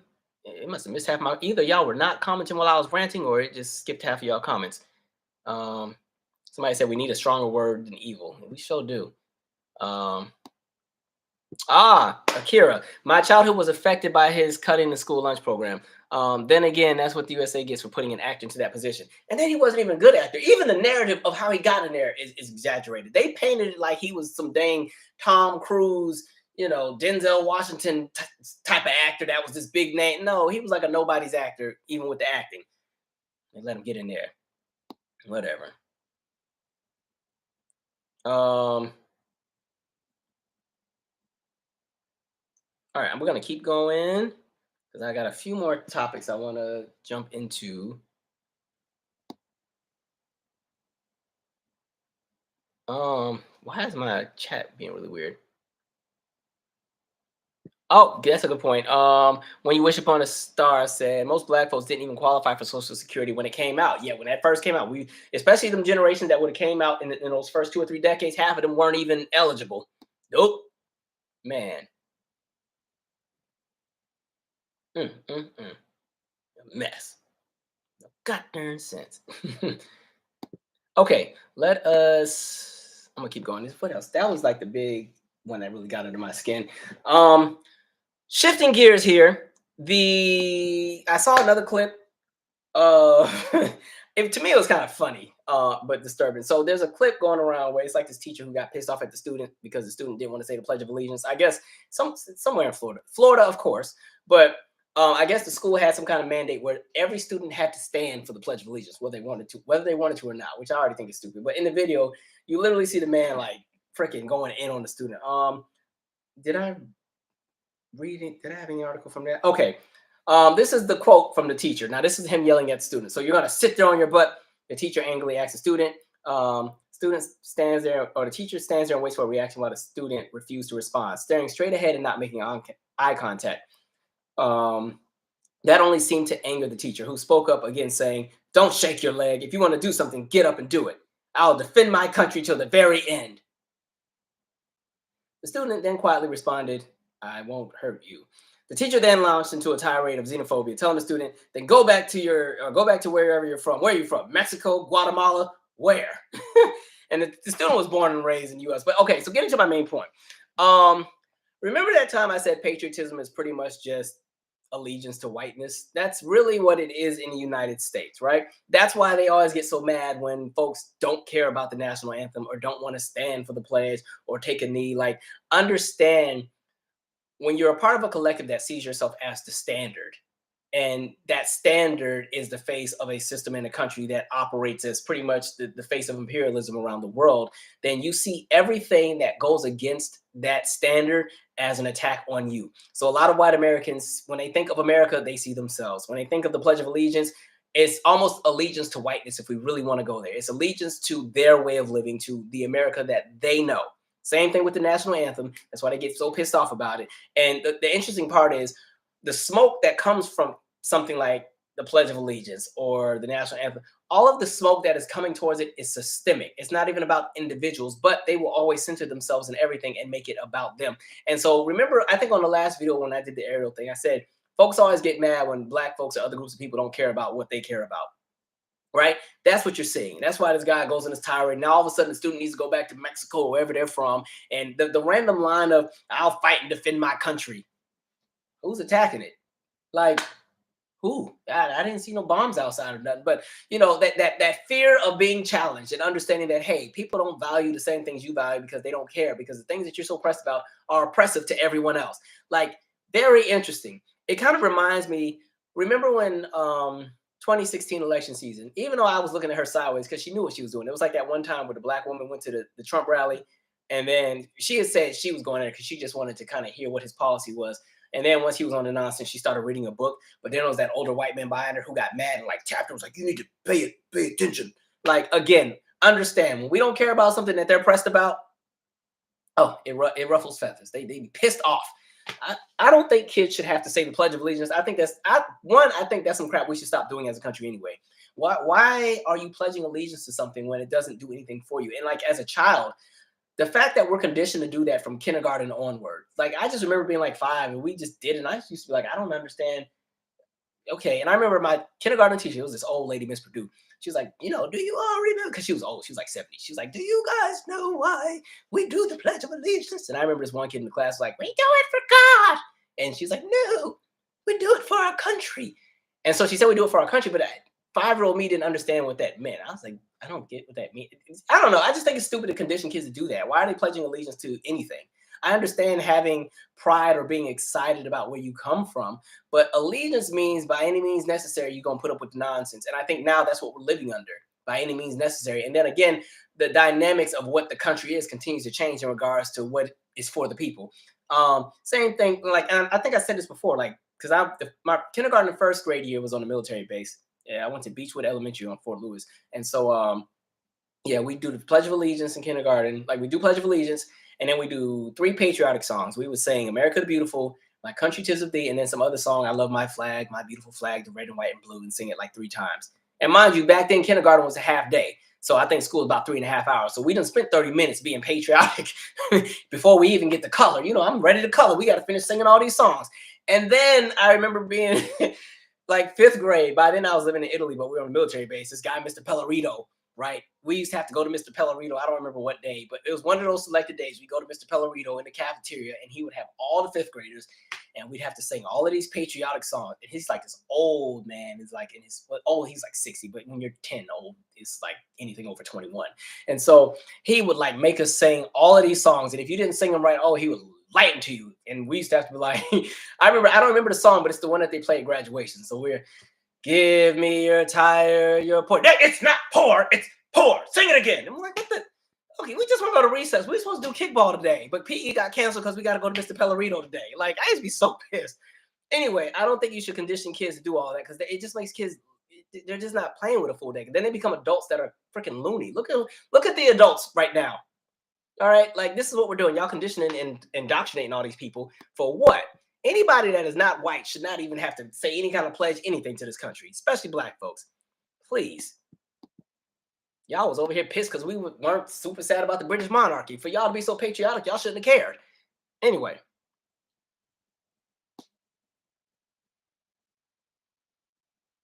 That's why, like, even if I see too many American flags, I just assume somebody racist. There's this house I used to drive past, and it got like 30 American flags around it. I'm like, I know they're racist. I ain't even going to ask them for no sugar. Can't borrow no sugar from them. You get shot at. All right. Akira said we used to have prayers versus the pledge. We didn't have prayer in school, but when I was at that age, there were still schools that had prayer. I do remember that. Somebody said my kindergarten teacher was elderly and mean. Miss Purdue was all right. She was just a really old lady. And this was the era when the teacher came to your house for teacher conferences. So I remember she came to my house. I was scared. I was praying to God she ain't say nothing bad to my parents. But yeah, kindergarten was supposed to be simple. You're just supposed to learn your letters. Y'all do the little chrysalises with the butterfly. You make butter with the bread, and you do some coloring, and you go home. They got us out here getting indoctrinated. And I guess maybe because at the time we just got out to go for war. I don't know, but whatever. Okay. I'm not even about to talk about this fool because I don't care about him. Somebody had asked me my thoughts on Tekashi 6ix9ine and what he said about Britney. Reiner, I don't care. Just may he receive what it is that he puts into the universe. There's that. Somebody asked me about the Whitney Houston movie that's coming out. I feel like this is the 50th one. Let this be the last one, please. I probably will still watch it, but let the woman rest in peace. You know who should get a movie that I think would be a really entertaining one? Y'all are going to fight me when I say it, but give LaToya Jackson a freaking movie. I will watch that because I know it's going to be good because LaToya has lived. That's going to be a story right there. Oh, I will watch that. I know I still want my Phyllis Hyman, at least a documentary or a biopic. I'm leaning towards the documentary for Phyllis now. I'm past the biopic, but let LaToya Jackson get a movie. That will be some entertainment because LaToya got some stories to tell. Okay, she has lived. That would be very interesting. Somebody had asked me my 2 cents on Nick Cannon. My opinion hasn't changed since the last time I talked about him. I don't think it's a good idea to have all these random kids. I don't care how much money you have. Yes, maybe you have the kind of funds where you can fund a lifestyle for them to, benefit, but there's no way for you to successfully be able to give all of those children your time because the children all live in different states. I can see if maybe you had this sounds like a cult, but I can see if you had a compound, everybody lived on it or something, and dad went from one house to the next. But you got kids in Colorado, you got kids in LA, you got like, what are you doing? I'm not there. And I don't think it's fair to the children because it's kind of like, I don't know how that must feel to have a parent that's a public figure. You got to divide your time with the parent who's a celebrity. I understand celebrities already have these very extensive schedules, especially somebody like Nick Cannon who has like a million jobs, right? So they already have these extensive schedules, right? So they're always flying all the way around the world. It already sucks to be the child of a celebrity because you're not going to see your parents half the time. But now you have to share your parent with like 8 or 9 other kids that all live in different regions. And so understand, I can't judge. I don't live in this world, but I just think that sucks. Because especially as somebody who's worked with kids and I've seen how certain kids operate and behave based on what happens at home. I don't know how all of them kids are. I don't know. And I just read something about one of the moms was frustrated because she isn't getting enough sleep and she wanted support or needed a nurse or something. They had, I think, she had a GoFundMe or something for the nurse. So I'm like, well, Nick, how much money are you giving them? Because one of your baby's mothers, she ain't got enough for the nurse or the nanny or whatever she's trying to do. I don't know. But all them kids, you need to put them in a band or something. They can start a group. What you doing? Same thing. Somebody also asked me about Kanye. My sentiments still stand that I've had this entire time. I do think he should probably start taking his meds though, because he's back and forth. Because now I guess he wants Kim back. I'm checked out with Kanye. I enjoy the music, but no, thank you. I'm good. Still love the music, but I'm good. All right. Well, actually, I love the earlier music. I ain't really been checking for his music since like 2014, but I love all the earlier stuff. Olivia said 6ix9ine shouldn't say anything about anybody. Like I said, I'm just waiting for the energy to reciprocate for him. I've been waiting. That's one I will not feel bad about. Like J Dub said, let her rest in peace. That's in regards to Whitney. Yeah, that's my thing. Just let her rest in peace because at this point, you already know how the movie's gonna be. Like it's gonna be the same story as the other 18 Whitney movies. They're gonna start with her. She gets the record deal. Her mama knew people, and she was singing backup for Shaka Khan and all these folks. She gets there, they're gonna probably have her on the Ed Sullivan Show singing "Home." Then that first album's gonna come out, it's gonna be a big hit. Second album's gonna come out, it's gonna be just as big of a hit. They're gonna highlight the fact that she got booed at the Soul Train Awards because they said her music wasn't black enough.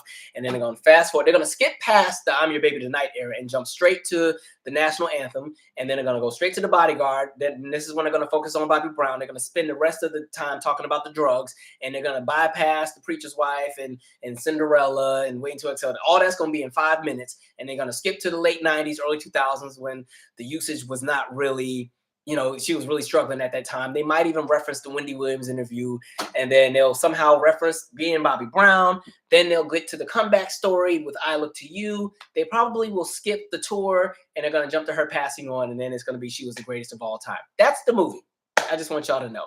So hopefully, I skipped Robin. They might imply a thing or two about Robin, but they're not going to say too much. That's the movie. Anyway, let's see.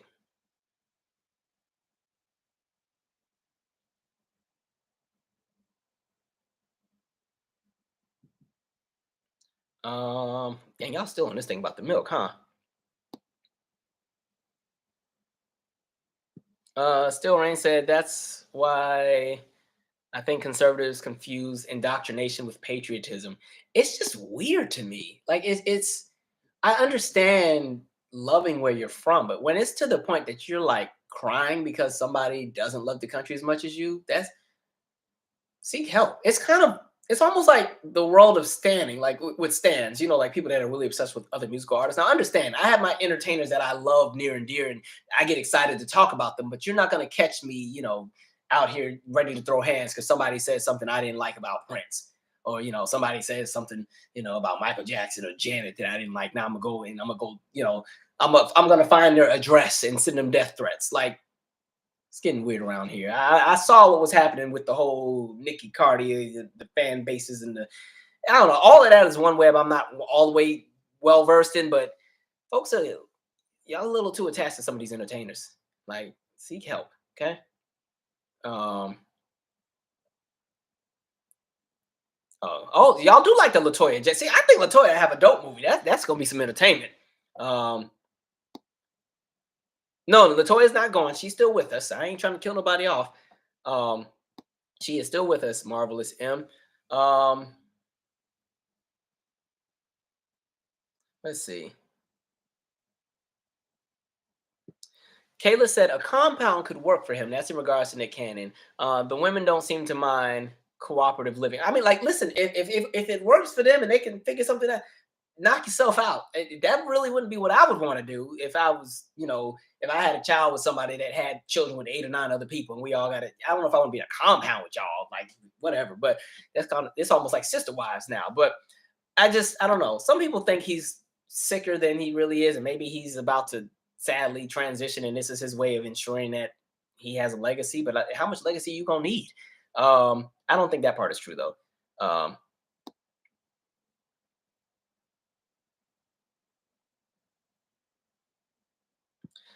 Still Rain said black people have been some of the most patriotic people in this country. I say patriotic because if we get drafted and got to go to war, one, we shouldn't have to go to anything. So any black person that has had to fight for this country, kudos to you. The fact you do all that and then come back over here and get disrespected and still get followed around in the store, still get left out of certain benefits, still they don't even appraise your house for the right price after you done took a bullet for the country. Imagine that. So yeah, I would definitely say that's patriotism, but it's a patriotism that you didn't sign up for. Um, Did I watch the Dahmer series on Netflix? I haven't watched it yet. I heard it's really good, but I don't want to watch it because I feel like it's really sad. Like when I was reading details, because again, these are all black folks he done killed, and the fact that you know this could have been avoided, but again, nobody wants to listen to the black neighbor that kept saying, "There's somebody in my building that keeps killing folks," like, and there's a smell, and this goes on for years and years, and all those unsuspecting folks who really were just trying to go in and chop it up and do their thing, and now they literally got chopped up, like. Yeah, I'll watch it at some point. But I wasn't in a rush to see it. It just seems really sad. But I heard the writing is really, really good on it. Um, so I'll get to it at some point. I think they said Janet Mock is one of the writers on one or directors of one of the episodes or something like that. J Dub said stan culture is disgusting. I think it's the part I give a pass to people who are like 13, 14, 15, 16, because that's kind of just what you're into. Because at that age, you're immersed into pop culture. So it almost makes sense for them. But when it gets to folks who are in my age bracket, like the older end of young, we barely even qualify as young at this point, that are still like locked in and, it's all right, cool. I think you can be a fan of somebody and be excited, but when it's to the point where like you want the detriment of other entertainers so your entertainer can be bigger, or somebody says something you didn't like about the favorite entertainer because they didn't like a remix or something, and now you wishing death on their baby or something. That's some weird stuff. I remember one of these videos. I don't remember which one it was, but it was something with Nicki and Cardi years ago. And I was like, can y'all just enjoy making the music? Y'all are in spaces that other people fight and claw just to get into. So just focus on the music and do y'all. And somebody had a problem with that. And I'll give you a Bronx beatdown. I got to get beat up over Cardi B now? Okay, whatever. All right.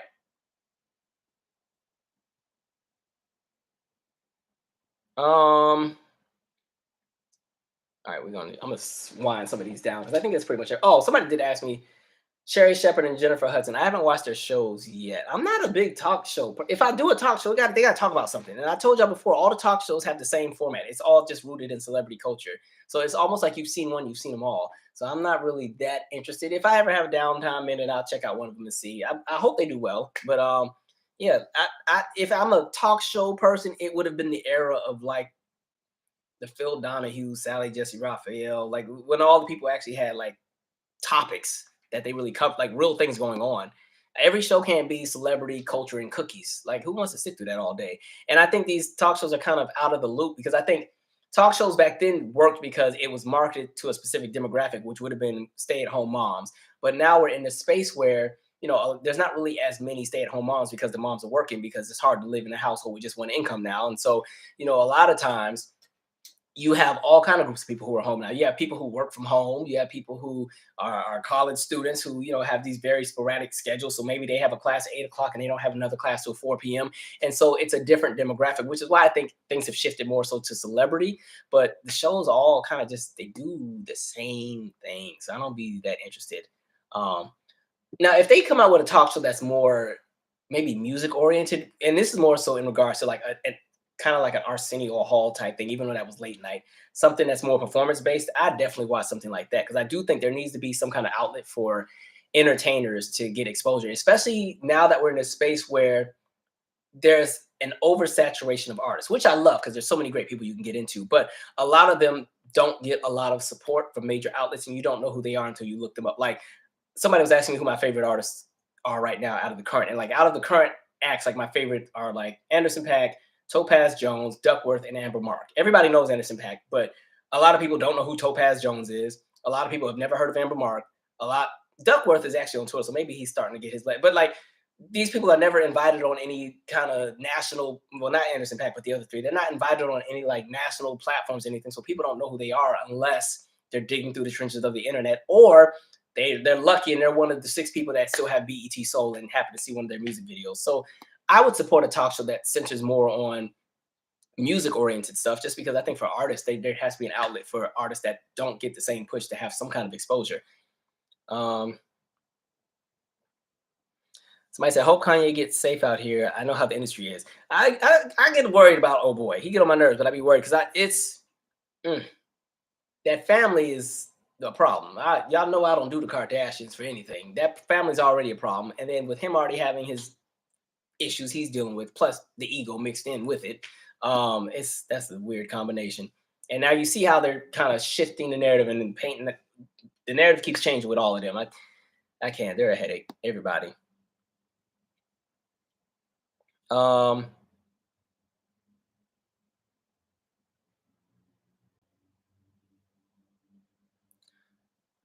We're gonna wind down soon. Did you watch the Mahalia Jackson story about Let It See on Hulu? I didn't even know there was one, so I'm gonna write that down. And when I got a free minute, I will definitely check it out. Mahalia on Hulu. Okay, wait, hold on, I didn't say that right. Hulu, spelled that stupid autocorrect be messing up stuff. Now my phone want to act like it doesn't know what Hulu is. Trying to autocorrect. Talking about Lulu. All right. Yeah, somebody said we didn't need another Whitney movie. Marvelous and yes, we literally just wrapped up with Brett Favre and all of them terrible people.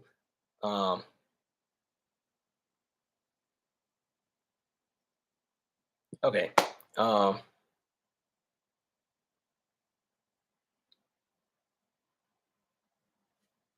Okay, y'all, somebody on here arguing. I'll be on here arguing and cussing each other out. I'll be over here just rambling, and meanwhile, some of y'all are in here fighting for your life in the comment section.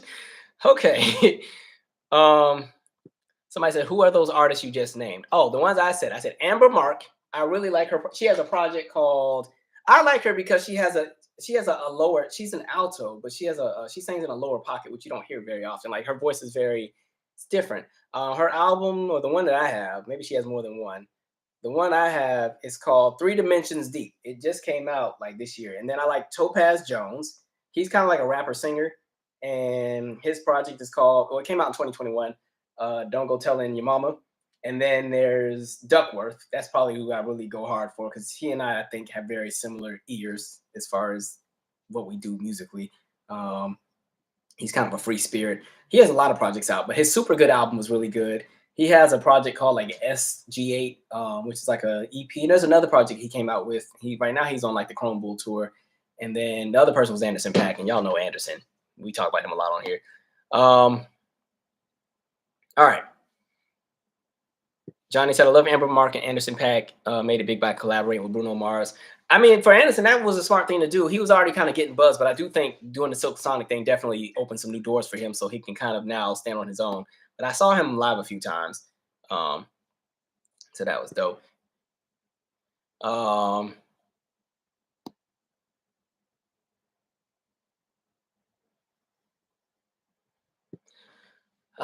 Lord, do we want to shake this table tonight? Avocado Queen said, the Avocado Queen always come with the real questions.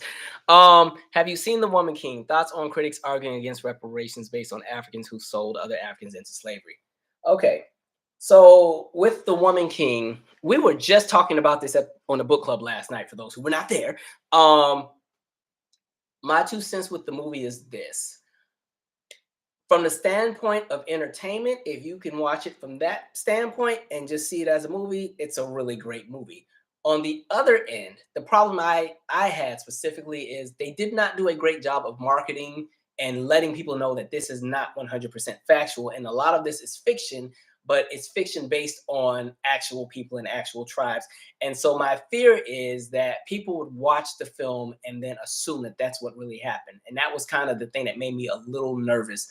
And in regards to the conversation of reparations, because people are now using that as a weapon to say, well, with the reparations conversation, then you need to go back to the continent in order to, get what you get. Because yes, you had all these tribes that were selling people across the water. But I think the conversation to that will go to the same conversation I had in regards to Mississippi. The Africans selling other Africans was one step in the pyramid. Because again, the reason half of those tribes were doing what they were trying to do was they discovered, okay, there's livelihood in this. But again, it's who's up top calling the shots. And it's not giving a pass to any of those tribes because it's like, dang, you gonna sell your people out. But I think also in that same space, I don't think a lot of these people from this era would have seen Africans as other Africans because Africa wasn't Africa yet. It's just everybody had a tribe. And because race wouldn't really have been a thing because there were no white people. Everybody was black. So it's your tribe and your tribe. So I think for them, it's not giving justification because it's kind of like, damn, you didn't feel some kind of way selling people off. Like, who does that? But I don't know. I think the bigger issue I also have with the movie is, again, it's written by like two white women. And it waters down the atrocities of slavery, I think, in some aspects. But from the aspect of the entertainment, like I said, it was an entertaining movie. But I do think I have a problem with how it's being pushed because I think people are watching it and looking at it as factual. And if you do see it, you'll see that there are some things that automatically pop out that will say, okay, yeah, this is not what would have really happened. Because even like one of the arguments, like even with somebody was saying, oh, well, the movie is supposed to take place around 1850 because that's around the time that the tribe decides they no longer want to invest in like slave trade. And I'm like, no, because they were still doing it till 1883, that specific tribe. So y'all try that again. Like people are going to go and try to change the narratives around now. Maybe I'll do a different video on it, but it's really, that's a conversation. Somebody said, I don't mean to be nosy. Is that a Bible on the, yeah. Oh, yeah, my mama bought me that. That's a good luck charm. It's been on that same page for like 6 years. It's probably dusty if I brush it off. But my mama bought it. My mama is a praying woman. Go ahead and pray, mama. Yeah, it's been like my friend Janae be laughing because when she come over, she like, it's still on that same page it was on last year when I came. So I'm one of those people who like, if you get certain things, you just hold on to them. Like in my car, there's like these random things. Somebody always asks me like, how come you have this random rock in your car? So there's a rock in my car that I brought from high school because some random person was like, it's shaped like California, take it. And so it was just randomly in my car. And then like one of the kids I used to work with sadly died. And so at the funeral, it had his we had like these green wristbands. So I had that in there. My brother's football, they made him like a wooden football jersey thing that hangs from my mirror. Like I still have that. I'm like real superstitious. So knocking on wood, I've never been in a vehicular accident. And I'd be thinking this because I got all these things in here. So I do not want to upset my little atmosphere in the car. Same thing with the house. So I was like, my mom bought me the nice Bible. And I was like, okay, mama's a praying woman. I'm going to leave that right there. Maybe that has given me some grace. But, so that's that. All right. Where are we at here? Yeah, I think I'm going to do a separate video on Woman King because I want to go a little bit more in depth. I wasn't planning to talk about it tonight. So, oh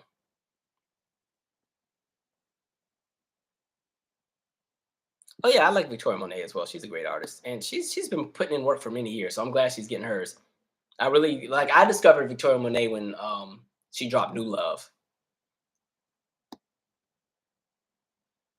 What are my thoughts on Khloe Kardashian having another baby with Tristan with the surrogate because he tricked her? I'm not dealing with Khloe. That family. I don't even follow them. Nope, can't do it. They want to deal with whatever nonsense they got. Enjoy that family. I am checked out from. I will never support a Kardashian anything. Kevin Ross's project is really good too. The album where he's on the motorcycle, I think that's what it is. That's a really good album. What is that called? Oh, actually, it's an EP. Kevin Ross. Scrolling. Where is it at?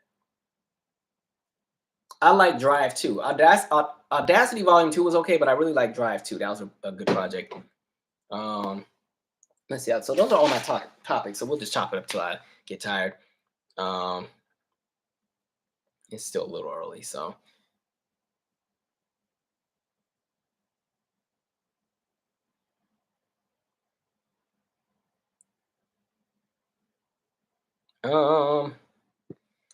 When has Hollywood given us historical accuracy? Read some books. Hollywood never gives historical accuracy. We talked about that on the book club too. They're always going to water things down to make it appeasing to certain audiences. We talked about that on the Ariel video too. Like I keep frying up that Jesse Owens movie where they tried to make him seem like he just had no elements of assertiveness. He just didn't know how to do nothing without somebody telling him to. Like, get out of here. You mean to tell me a whole Olympic champion doesn't know how to just run? All right.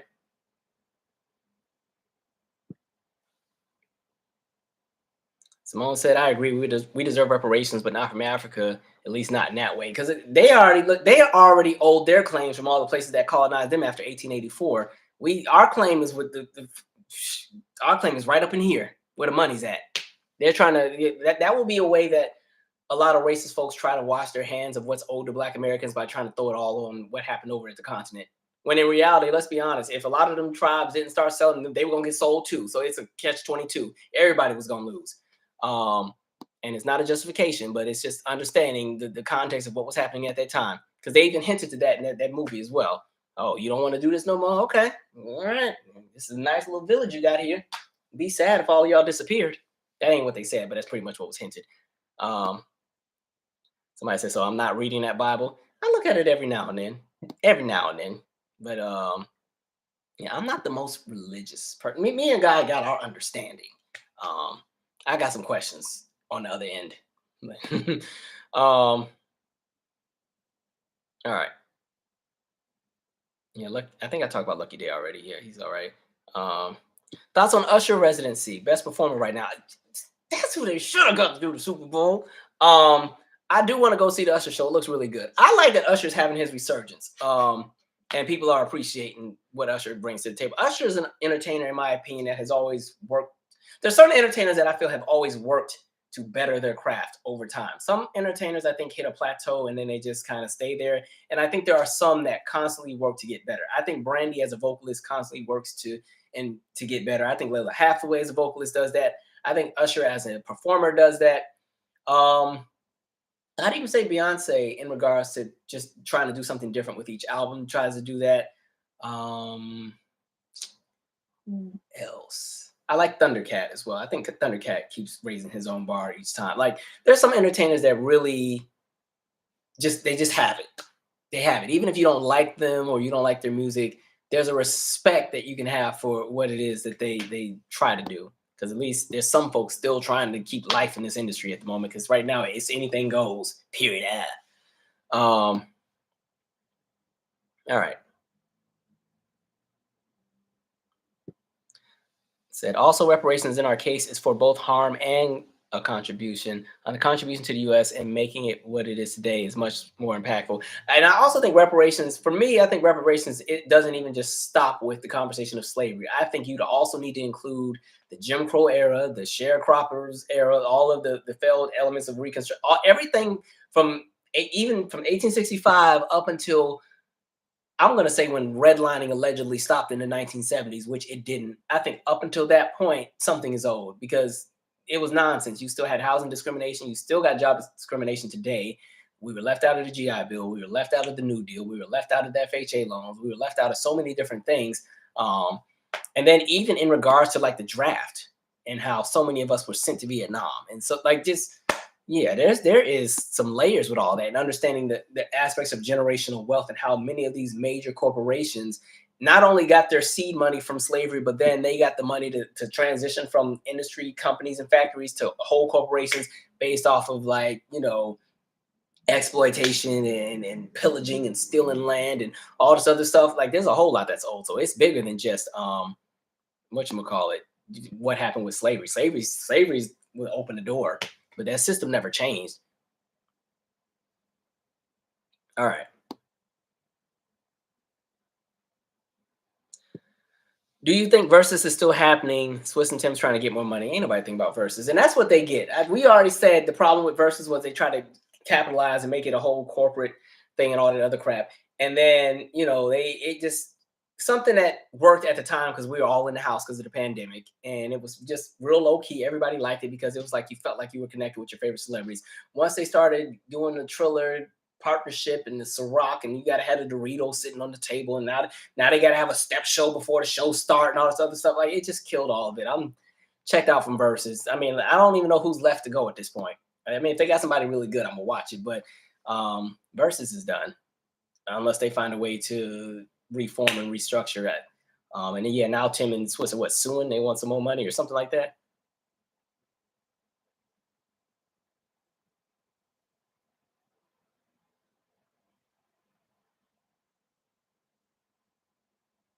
Um, Feeding Our Future federal case, I have to come back to because I have not read up on everything on that one yet. So I don't want to be up here just saying anything, but I'll write it down.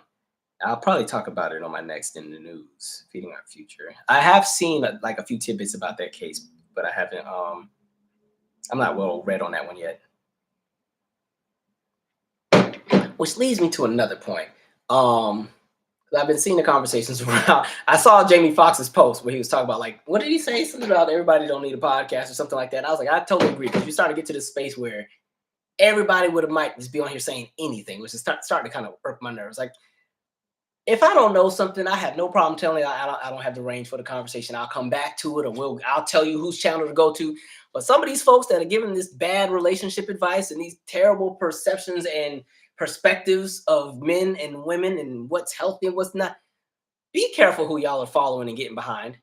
And be careful, even in regards to history and in regards to black politics and black conversations, be careful who you're getting behind. I'm seeing a whole lot of shenanigans, all kind of stuff. Folks over here say, some of the stuff people have told me. I'm like, where did you get that from? That doesn't even put it together and tell me how that makes sense. You done latched on because they just had a good presentation and some good background music, and now you over here running around saying some nonsense. I understand, like, if they're not pulling stuff out of like factual documentation and putting things in the right context, then you be careful with who y'all get behind. It's so easy to latch onto people's vulnerabilities, especially in regards to like oppressive conversations and stuff, because everybody's already mad about something. So it's easy to get behind somebody or get behind something that doesn't make sense just because it sounds right at the moment or it matches your level of anger. You know what I mean? Um,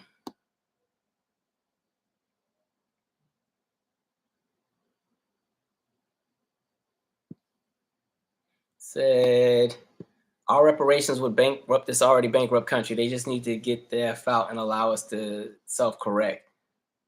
Um, nah, I want my check. I want my check.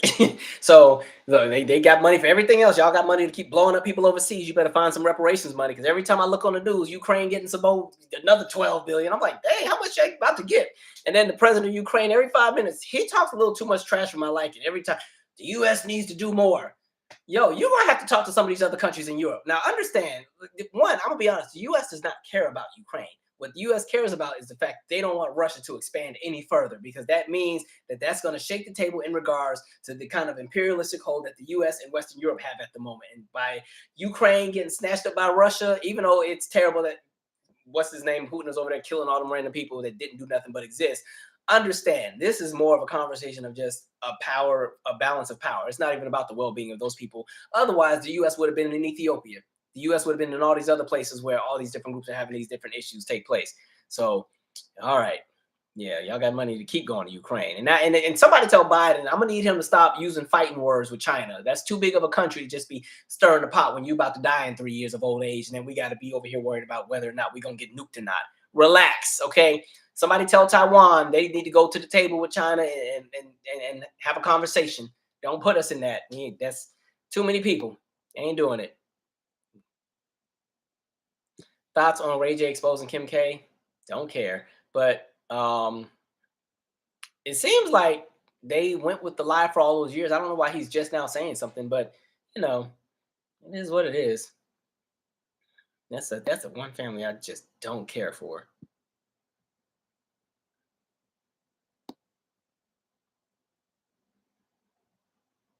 Can you speak on the ghost that is Kamala Harris? What happened to her? I think what's happening is I think they're coming to the reality that it's probably going to be unlikely that Joe runs for reelection. Not because he may not be doing a super great job, but just the conversation of age. And so I think they're trying to find a way to kind of set up for 2024. And so I think maybe they have Kamala kind of a bit more behind the scenes just to kind of ease, because right now she doesn't really have a really high approval rating. I think they're trying to find ways to. I mean, actually, she does do a lot of behind the scenes stuff. She was the one spearheading the pipes with Flint and getting the pipes all around America, like finally taken care of. Because they're actually that is one thing they're actually doing. I think they're trying to find a way to rebrand her image. I don't think she would be the front runner if they do something. I think Joe would step down. They'd have a new face run as president. I don't even know if they would keep Kamala's advice. You know, no, they'll throw her out. I feel like they toss her out. I don't know. We'll see. I'm not worried about 2024 yet, but just understand, like I've been saying since 2018, I'm not seeing any candidates or anybody pop up. So what I don't want to see come November 2024 is everybody show up and all of a sudden now y'all got smoke for this party because they didn't do enough when we had 3 years to find a candidate and put somebody out there and ain't nobody did nothing. Everybody just sat around and then all of a sudden October, November 2024 comes, and all the celebrities come out. Now they all got political opinions and they got plans and agendas. That's 1.5 pages. I don't have time. So this is the time now, people. Start getting your movements together. Start getting together the platforms that you want. Start finding those candidates that already have leverage and pull to somewhat get you somewhat of what you're looking for, and start building there and putting the verbiage out now. You can't build a whole campaign in 1 year. You can't even really do it in 3. That's why I've been saying since 2018, if you go back on these lives, I've been saying since 2018, 2024, the energy is now. This is when you start worrying about 2024. Now we're getting closer to 2024. I ain't seen too much change. So when we get to the same shenanigans, I don't want to see y'all showing up and then all of a sudden we all want to start movements a week before the election. That's the only reason why I had to give Ice Cube a little smoke, because it was like by the time you showed up, early voting had already started. So why you wait until almost the election is like a week from now? You want to shake the table? You late? Where you been at? Anyway.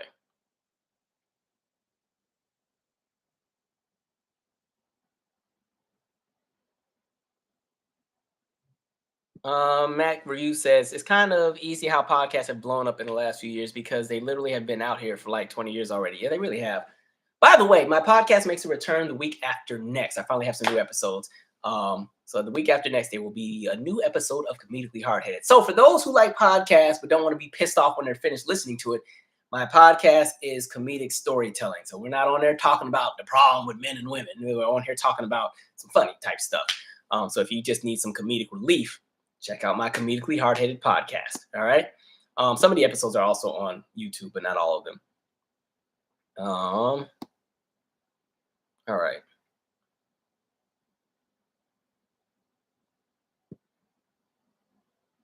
Let us see here. We're going to wind down. I always say we wind down, then we'd be on here another 45 minutes. Even though I do have to get up early tomorrow. Wednesday's the one day that I go in. Because I get to work from home now, thank God. But Wednesday's the day I go in. Oh, yeah. 25th anniversary of A Different World. I think on TV1 Saturday or Sunday, they have a special. So check that out. We'll talk about that too. Different World was a great show. Can we get some more shows like that? If there's something that could get a reboot, I support a reboot of A Different World. That would be a really great one. That's a great show. My favorite Different World episode, I got a few. The Gladys Knight one is one of my favorite. Any kind of sitcom where they get to do some singing, I always end up loving. Like my favorite, like Living Single episodes, the one with CeCe Winans on it. Favorite Fresh Prince episode is the one where Ashley gets the record deal. Favorite Family Matters episodes when Urkel was in the choir, but he couldn't sing, so they kicked him out. One of the favorite Parker's episodes is the one where Nikki's the choir. Well, she had a few episodes where she's choir director. I love all of those, but no. So that one with Different World.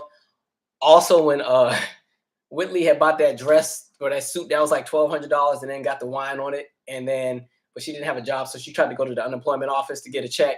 But she showed up at the unemployment office with that big old giant mink on, and then she got dismissed. That was a funny episode. And I remember because she had like this dress that Dwayne bought her that she hated. So then she went back to the place with like the raggedy dress that she hated.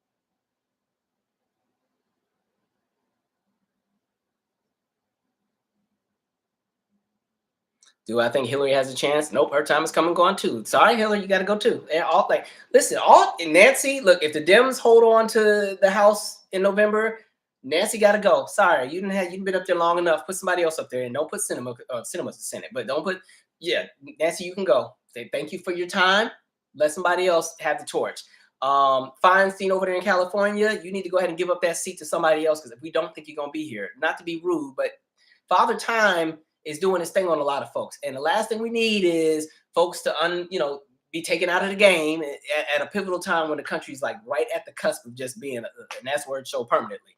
Like I said, we're in a space now where because in my opinion right now, Republicans still run everything over here, but they are cementing power at the local level and working it up to the national level. So as they are cementing their policy and going back and changing how the elections are run and changing how we verify certain things, just understand like they're putting policy and implementation that makes a lot of these things permanent. So this, like I said, it ain't the time to tap out. No matter how much smoke you have, don't let the disappointment and smoke you have for Democrats give a pass to Republicans to do the nonsense they're doing. Everybody can catch the smoke, so everybody should catch it. But anyway. All right, we're gonna wrap up because I need to go to bed, y'all. So we will do. I'm gonna set this clock, and when this clock go off, I'm going to bed. So, all right, we have until 11:30. All right. Okay. Calvin, there are a lot of interesting Black documentaries on HBO Max. Would you consider reviewing them? Yes, I would. I actually need to go on HBO Max and see what I haven't seen. Yeah, it's funny. I still don't be having enough time to do stuff now that I got extra time. I still be out of out of whack with everything, but it's okay. All right. But yeah, I always love a good documentary. That's always going to be that will always have my attention. Oh, some of you guys are saying Gavin Newsom. I don't know all his politics, but he seems all right with me for now. I don't know enough about him yet. Because that's California. I don't live over there. Do I watch any web series? I don't really watch any web series. I don't realize people were still really doing them like that. Because I feel like a lot of people that did have web series, they're trying to shift over into getting into like the streaming places, like kind of like how the Kev on Stage guys created, which I think is really dope. He's created his own streaming service with all of his comedy, and he has his own original content and stuff like that. A lot of the people who do have like a web series or internet content, I see a lot of people are kind of shifting into that realm. Said he's not good, but almost viable. I think whoever, if the Democrats are lucky and win in 2024, it's because they had a candidate that was very, very safe, probably one step from almost being a moderate.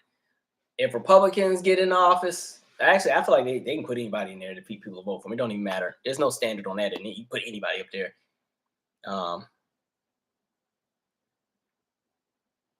Anyway, I just say everybody find something that gives you peace. My peace is I be in here all day playing keys. I'd be like zen. As soon as I turn on the news, they're like, "Oh, this happened." Like, go to the keyboard.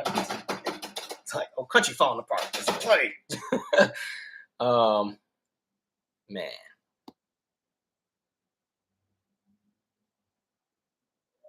AOC might have a good chance, especially as a young new voice. Middle America is not going to support AOC at all. They hate her. They absolutely hate her. They ain't doing it. But I do think maybe in 10 years or something, if she's still in there long enough, maybe her image will change. But no, they don't like her. Middle America is not supporting her at all. They're not going to support Pete Buttigieg either. They're not going to support. Well, Yang is out of it. Yang, I don't know what Yang doing. He's trying to make a party with mixing everybody together. I'm like, Yang, get out of here.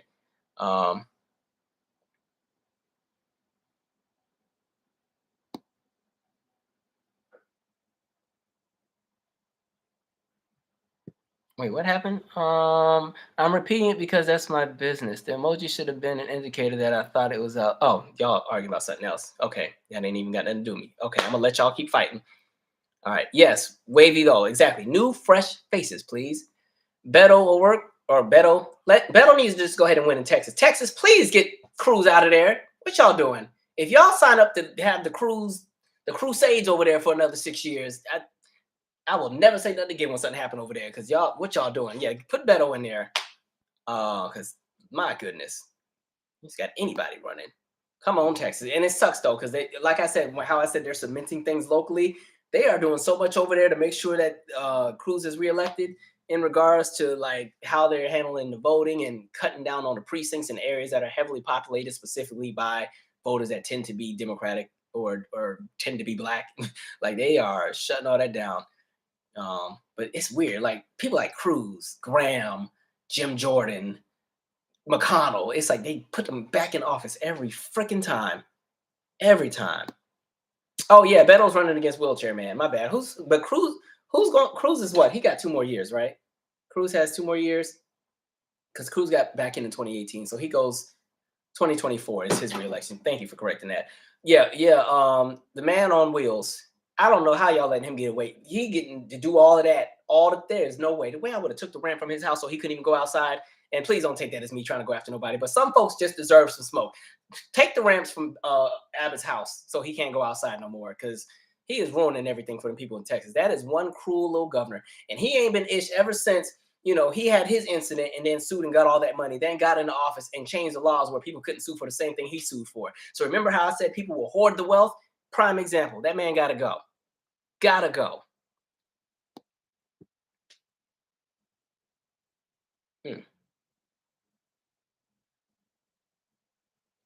Yes, I did live in Italy growing up. I lived in Italy from 3rd to 5th grade.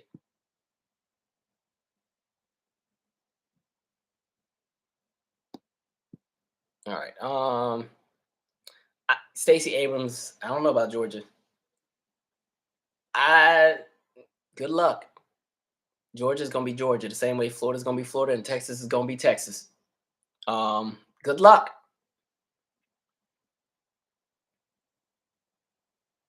Stacey's is more complicated because she has a national audience, which sometimes I don't think works at a state and local level. And it's still Georgia. Like Georgia was a luck of the draw with that Senate race. That was already a miracle in itself.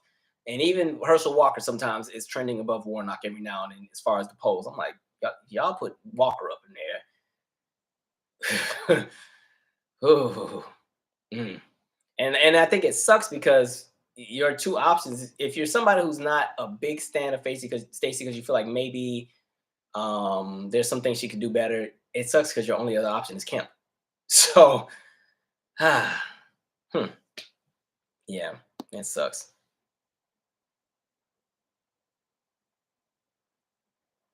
But I think if Stacey can Stacey has to connect. I've seen that like there's not as strong of a connection with black male voters with Stacey, so there's gonna have to be some work on her team with that. And her team is gonna have to figure out how to really pull in independent voters and even some Republicans that are tired of Kemp's nonsense.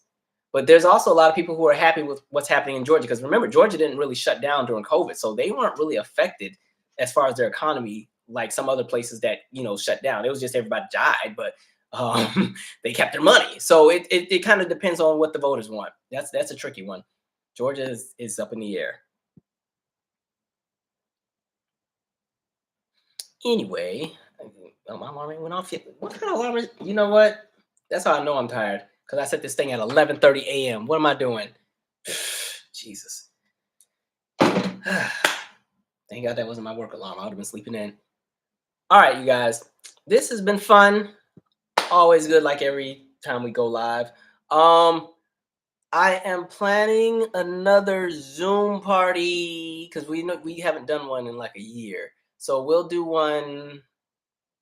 I'm gonna aim for December because my October is all booked up. They got me hosting events and doing comedy, y'all. And then November is I'll be at is it Emory College in November?